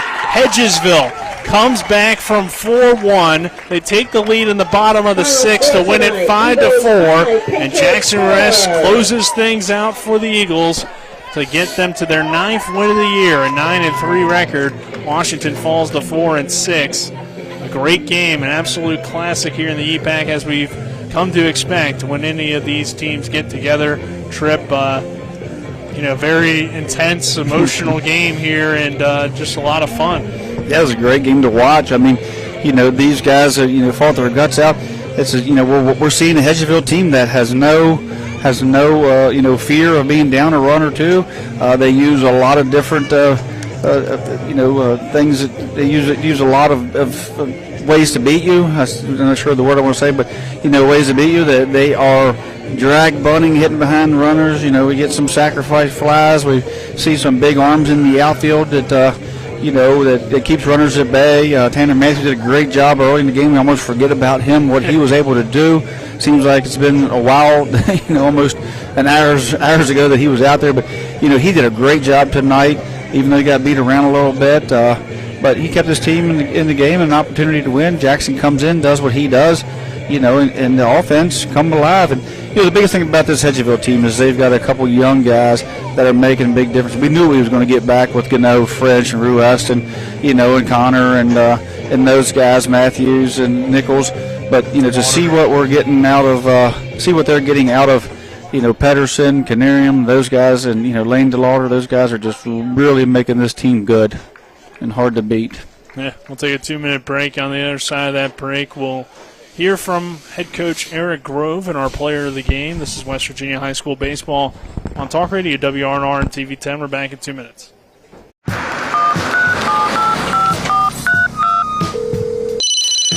Hello? We're here again 3 times in the past 2 days. You're where? Bechtel Jewelers. Look. Can Mom hear you?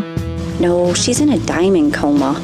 Get her the pendant, or I will. Hey, that's my credit card. What? Can't hear you, Dad. You're breaking up. It's going to take more than a crying baby to wake her out of this diamond coma.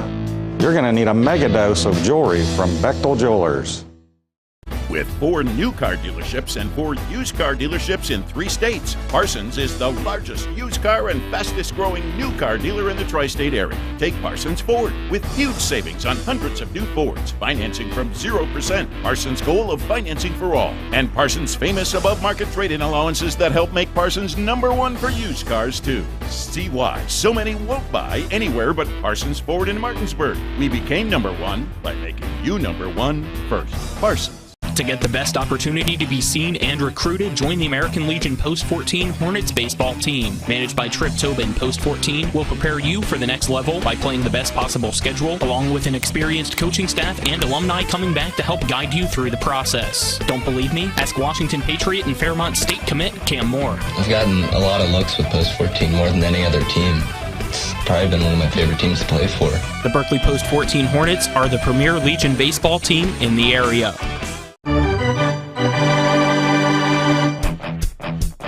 The game may be over, but don't go away just yet.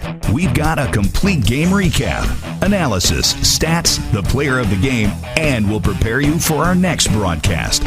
All on the Postgame show. So let's return to the field and rejoin our Talk Radio WRNR broadcast team.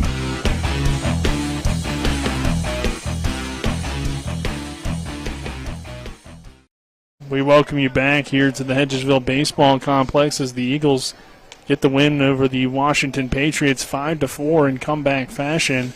We're down 4-1. They eventually would rally back and take the lead in the bottom of the sixth inning on a Trent Canerium RBI single, 2 RBI single that would take the lead at 5-4. Jackson Ruiz closes out the final 2 innings after Tanner Matthew gave them a quality start on the mound, and Hedgesville improves to 9-3 on the year. It's now 6 in a row for the Eagles as Washington falls to 4-6. Nick Verzolini alongside me, Trip Tobin. John Allerton, our cameraman, Spencer Dupuis, is down on the field waiting to get Coach Grove along with our player of the game.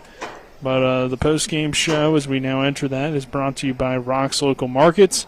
With convenient locations around the Eastern Panhandle, Rock's fast, fresh, friendly. And Trip, just a really good baseball game between these two teams today. Your typical, EPAC game throughout, and close, good pitching duel at times, and some really timely hitting on both sides. Just the display of the talent around this area and why we get so many good games. Yeah, we look back and you see that. You remember the Mikey Nichols hit was big. They brought him within 2 runs. I think it was in the 5th when we said, it's an important inning for them to get close. They got to get close. We got to make it so that, they can get a runner on and get it over and not try to score multiple runs. And they were able to do that. And then, you get the opportunity there in the end. 3-2 count on Canerium, and you guys got over. You got the catcher's interference, I believe, and then you got a walk. And so, inning didn't start quite that well, but for the pitcher there at Clem, and then borderline call. You got a couple of inside strikes on Canerium. Canerium stood his ground there, took him, and then came in a little farther, didn't get the call, and then next pitch, Canerium lines the ball in the left field. They get the go-ahead, the tying run, the go-ahead run in, and they ride that momentum in, but not before, Washington puts 2 runs on, or puts 3 runners on, and takes this thing right down to the final pitch. So just a great game altogether. A lot of guys contribute, but you have to love what you see how the young guys. We know we're going to get out of Reed and Moore and Dunbar and those guys, but to see what Dupree can do, to see what Jameson Earl, Connor Smith, Jackson Earl, Lopez, those guys can do, it's just unbelievable on that side. The future's bright for Washington as well. There's a couple young guys who are coming in and helping out the senior-laden Hedgesville team with Canerium and Pedersen. Speaking of Canerium, Spencer Dupuis is down there with Trent Canerium, our WVU Medicine player of the game. Take it away, Spencer. We're now joined by Trent Canerium. A great hit for you. It was gave your team the lead there late in the game. What does that mean to you to be able to do that in that spot? It means a lot as a young player on this team full of seniors and willing to earn my spot. And I like what I did tonight. Tough, gritty win for you guys tonight overall, and how does that set the stage for the rest of the season? I don't know, it was definitely rough at the beginning, but I think we're going to do good onwards. All right, congrats on the win. Thank you. Thank you, sir. All right, now we're waiting to be joined by Coach Grove. Coach, a gritty win for your team tonight. It was Canerium hitting that the ball to get you guys in the lead, and gritty win, and it was a weird game. A couple ground rule doubles, something things you don't usually see in a baseball game, but you're able to pull it out. Yeah, this wasn't the best, and I like the grit, and we have to win games like this. Even when it was at the end of the game, and we're talking about like win or lose. Like, we have to find a way to win a game like that that's kind of scrappy and ugly. We didn't play very well. Didn't hit well with runners in scoring position. Made a couple of defensive mistakes. But, I mean, to still come out with a win, granted some other stuff going on at the end of the game, you know, I'm proud of the way our guys responded to that. And these types of games will take you a long way in the playoffs, and that's what we really need. And, you know, we talk about Canarium. He's a young guy in your team. As he mentioned, a team full of older guys, and him getting the opportunity there is huge. Yeah, primarily our starters have been seniors and sophomores, and so he's right in the middle of the lineup. And I got to find a 3, 4, 5, and he'll tell you he didn't hit very well up till that point. But sometimes you just have to get lucky when the time is right, and he did that. And just a testament to having 2 strikes and some adversity in his at bat to find a way to overcome it and put the ball in play. I mean, that's what we got to do with runners in scoring position. We can't strike out. You can't pop up. Some terrible approaches with runners in scoring position tonight. And that's the biggest thing to take away from our offense. A couple of games left in this week. You have Berkeley Springs tomorrow, Martinsburg on Friday. Obviously, it's Berkeley Springs. You're telling your team it means a lot to them, and you can't just let them come in here. Now, they come down here, and this is a game they really want to win. I'm not stupid to that. I mean, they want to win this game, and we get to play them at home. That should help. But it's always like a game like this, you feel like, is there going to be a flatness factor? And you got 2 big ones surrounded by that with Martinsburg on Friday night. I like to think we're not made that way. We did it against East Hardy last week, so I'm hoping we can do something similar to that, but I expect a good fight out of them. Coach, thanks for the time. We'll see you Friday. Thank you, sir. Back up to you guys. Thank you, Spencer, and thank you, Coach Grove, along with Trent Canerium after the win. And I like Coach Grove's approach there at the end, that he wasn't satisfied with the win, noticing that there were some things that they clearly need to work on. Even though they still found a way to win, there's a lot that they need to do to make certain that they continue to have success this season. Yeah, I mean, he's not going to sit on these wins is what he's saying. We still got a lot to prove. This was a great win. It was a gritty win. It was an ugly win. That happens sometimes when emotions get high. You make mistakes because you let your head take you out of the game sometimes. But, I think all in all, Hedgesville kept their emotions at bay. I think when you have guys like Tanner Matthew and you have guys like Jackson Ruest that are very, they keep their emotions in check. Their great presence on the mound and the dugout, the plate. They don't get rattled, and I think that's important to have that kind of senior leadership. But then you need the youth, and you do need that excitement that you get out of Canarium and you get out of you get out of Pedersen, you get it out of Gage Gano. He's a little different than those guys. He's animated.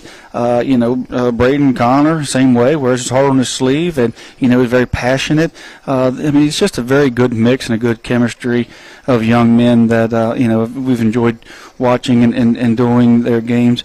On the other side, we know that Washington's laden with some talent. They haven't been able to quite figure it out, but it's tough. It's really tough to ask 3 freshmen to come in and compete, for 7 straight innings against 2 very good senior pitchers in a very streaky, hot team right now. They're playing with confidence. But I thought that Smith and Dupree and Lopez and a couple of the other guys really competed for Washington, and Washington let it slip away. If a couple pitches probably that he'd like to have back, and of course, a couple of things that happened in that game they'd like to have back, but. It's a 1-run game. It feels like that Washington got beat by more than 1 because of some of the things that happened, but ultimately this was a 1-run gritty game on both sides, and it came down to, the fact that we can't say enough to these young men, like, Clem's spot came up in a very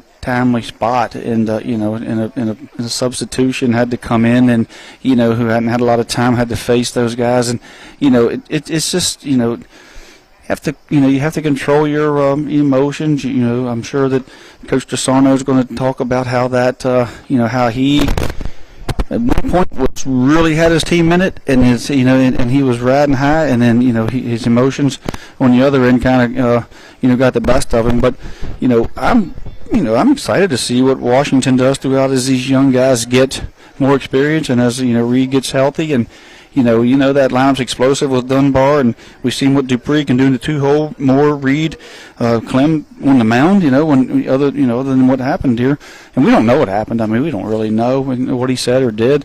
It wasn't a lot. It wasn't a lot, but it was enough. And but I think Washington, has an opportunity to catch, Jefferson in their section. And have a really good series over there and come out of that section still at this point. I don't think anything's given or done or wrapped up yet by any means. No, definitely not. I mean, that's why they play the games, and that's why we'll see how these teams develop. I think Washington has some talent. They just got to kind of put it all together. And Hedgesville, clearly one of the better teams in the EPAC, so really exciting year so far for them. But can they do it when it comes to postseason time? We'll just have to wait and see. But we'll get into our game summary brought to you by the Farmers and Mechanics Insurance Companies. When it comes to your home, auto, farm, or business, they're trusted, reliable, and experienced. Call them at 304-263-0809 or go to fmiwev.com. 1-1 after the first inning. Washington then took the lead in the third with a run, extended that lead with 2 runs in the top of the fourth, but then Hedgesville started to make its comeback with 2 in the bottom of the fifth and then 2 in the sixth. Take the 5-4 lead at the time. They close things off in the top of the seventh and win it 5-4 over the Washington Patriots. For Washington, 4 runs on 7 hits, just 1 error. Hedgesville, 5 runs on 11 hits, but 4 errors in this one. And we'll now get into your game stats brought to you by Bechtel Jewelers, West Virginia's largest Pandora retailer on Route 11 South Inwood, taking care of you like nobody's business. First, for the victorious Eagles, Connor goes 2 for 3 at the plate with 2 runs scored, 2 for 3 for Rest, 1 for 4 at the plate for Canarium, but that 2 RBI single, the game-winning hit. Pedersen 2 for 3, Nichols 2 for 3, 3 RBIs. He wanted to be the player of the game, but he didn't get his interview. Lane DeLauder 1 for 4, 0 for 2 for Tanner Matthew, 0 for 3 for Chris French, and 1 for 2 for Gage Gano, 1 run scored. Pedersen with a double, Connor with a double as well. Those were your extra base hits in the game. Tanner Matthew goes 5 innings, 5 hits, 4 runs, 2 earned, 1 walk, 3 strikeouts. Rest 2 innings, 2 hits, 3 strikeouts, 3 walks. On the Washington side, Dunbar 1 for 2, a run scored. Dupree 1 for 3, RBI.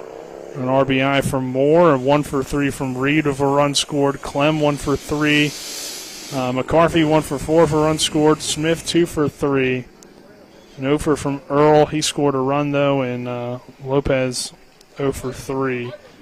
Semitic goes 4 2/3, gives up 10 hits, but only 3 earned runs, 3 walks, 1 strikeout. Clem goes 2/3 of an inning, 1 hit, 2 runs, 1 earned, and McCarthy 2/3 of an inning, 1 strikeout, 1 walk.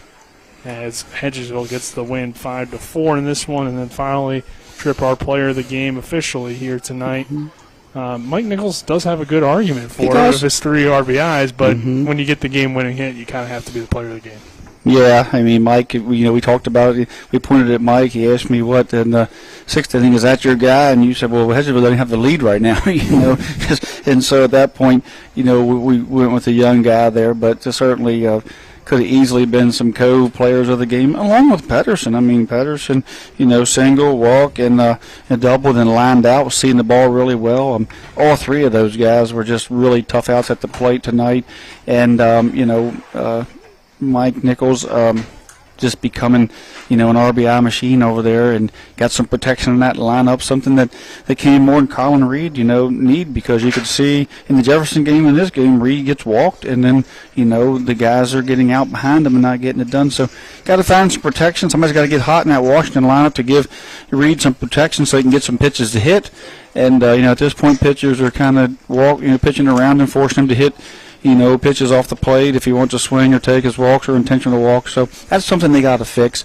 And, Dunbar, hopefully he's okay. And, Clem's going to set his time this week, and hopefully they can regroup. He can learn from his mistakes there. And, he's definitely a quality player that Washington's going to need. I thought he pitched really well against a very good hitting, Washington team. So, there's bright spots in this. It was an ugly game, but it was an EPAC game. It was a beautiful night, and it was a weekday, and the sun was out, and the wind wasn't blowing, and it just feels like baseball season, and I think we're going to see a lot of these tight baseball games in the EPAC. I'm looking forward to Friday night. Yep. Our player of the game brought to you by WVU Medicine, Berkeley and Jefferson Medical Centers, leading healthcare here and everywhere. That does it here for us. We're off tomorrow. We're back with softball on Thursday, and then Hedgesville at Martinsburg, and baseball on Friday. For John Allerton, our cameraman, Spencer Dupuis, Trip Tobin, I'm Nick Verzolini saying so long. Colin McLaughlin's back in the studio. You'll hear from him on the other side of this 2-minute break. This is West Virginia High School Baseball on Talk Radio WRNR and TV 10. Catch the excitement of the West Virginia High School baseball and softball seasons on Talk Radio WRNR and TV 10. Hit it into left field, and that'll drop. Coming around is Sifford, and the ball is going to slow up, and he's going to score, and Martinsburg's going to walk it off and get the win. We have over 25 games scheduled featuring the schools in the Eastern Panhandle Athletic Conference. Every game will be live right here on Talk Radio WRNR, TV 10, and our WRNR TV YouTube page. Welcome in here to the post-game scoreboard show. Already good on break, so might as well, instead of a 2-minute break like Nick just said, get right to it. This post-game scoreboard show here on Talk Radio WRNR and TV 10 is brought to you by Cody's Auto Body at 851 Wilson Street in Martinsburg, where you get the work done right the first time. Call 304-901-4777 or visit their Facebook page. So you just heard it is a 5-4 victory for the Hedgesville Eagles over the Washington Patriots. Let's now get some other scores around the Eastern Panhandle Athletic Conference. Tonight in softball, it was Jefferson getting a 13-5 win over Spring Mills. Jefferson 13 runs, 12 hits, 1 error. Spring Mills 5 runs, 5 hits, and 2 errors. Over on the baseball side, also between those two schools, it was Jefferson picking up a 10-3 win. Jefferson had 10 runs off 11 hits and 3 errors. Spring Mills 3 runs, 8 hits, and 2 errors for the Cardinals. And then in softball again, it was Washington getting a 9-1 win over Hedgesville. And that'll wrap things up here for your post-game scoreboard show on Talk Radio WRNR and TV 10. Again, no game tomorrow for us on Thursday unless it gets rained out. We will have softball action for you at Spring Mills. First pitch for that one at 6 p.m. I'm Colin McLaughlin signing off. Again, your final score was Hedgesville 5, Washington 4. Until next time, have a great rest of your evening.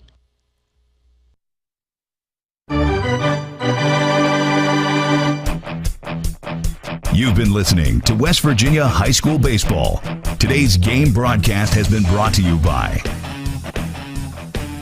Parsons Ford of Martinsburg, The Skinner Law Firm, Laddie's, Trips Flooring, Jambo Construction and Fencing, the Mirius Group of Financial Advisors, Smallwood and Small Insurance, CMA Honda of Winchester, Bechtel Jewelers, Cody's Auto Body, Rock's Local Markets, CMA Toyota Chevrolet of Martinsburg, Orsini's Home Store, Farmers and Mechanics Insurance Companies, WVU Medicine Berkeley and Jefferson Medical Centers, the Mansion Ferretti Law Firm, and by Hagerstown Ford. For the continued excitement of high school, college, and Major League Baseball, keep it tuned to FM 106.5, AM 740, Comcast Cable Channel 10, and online talkradiowrnr.com. All rights reserved.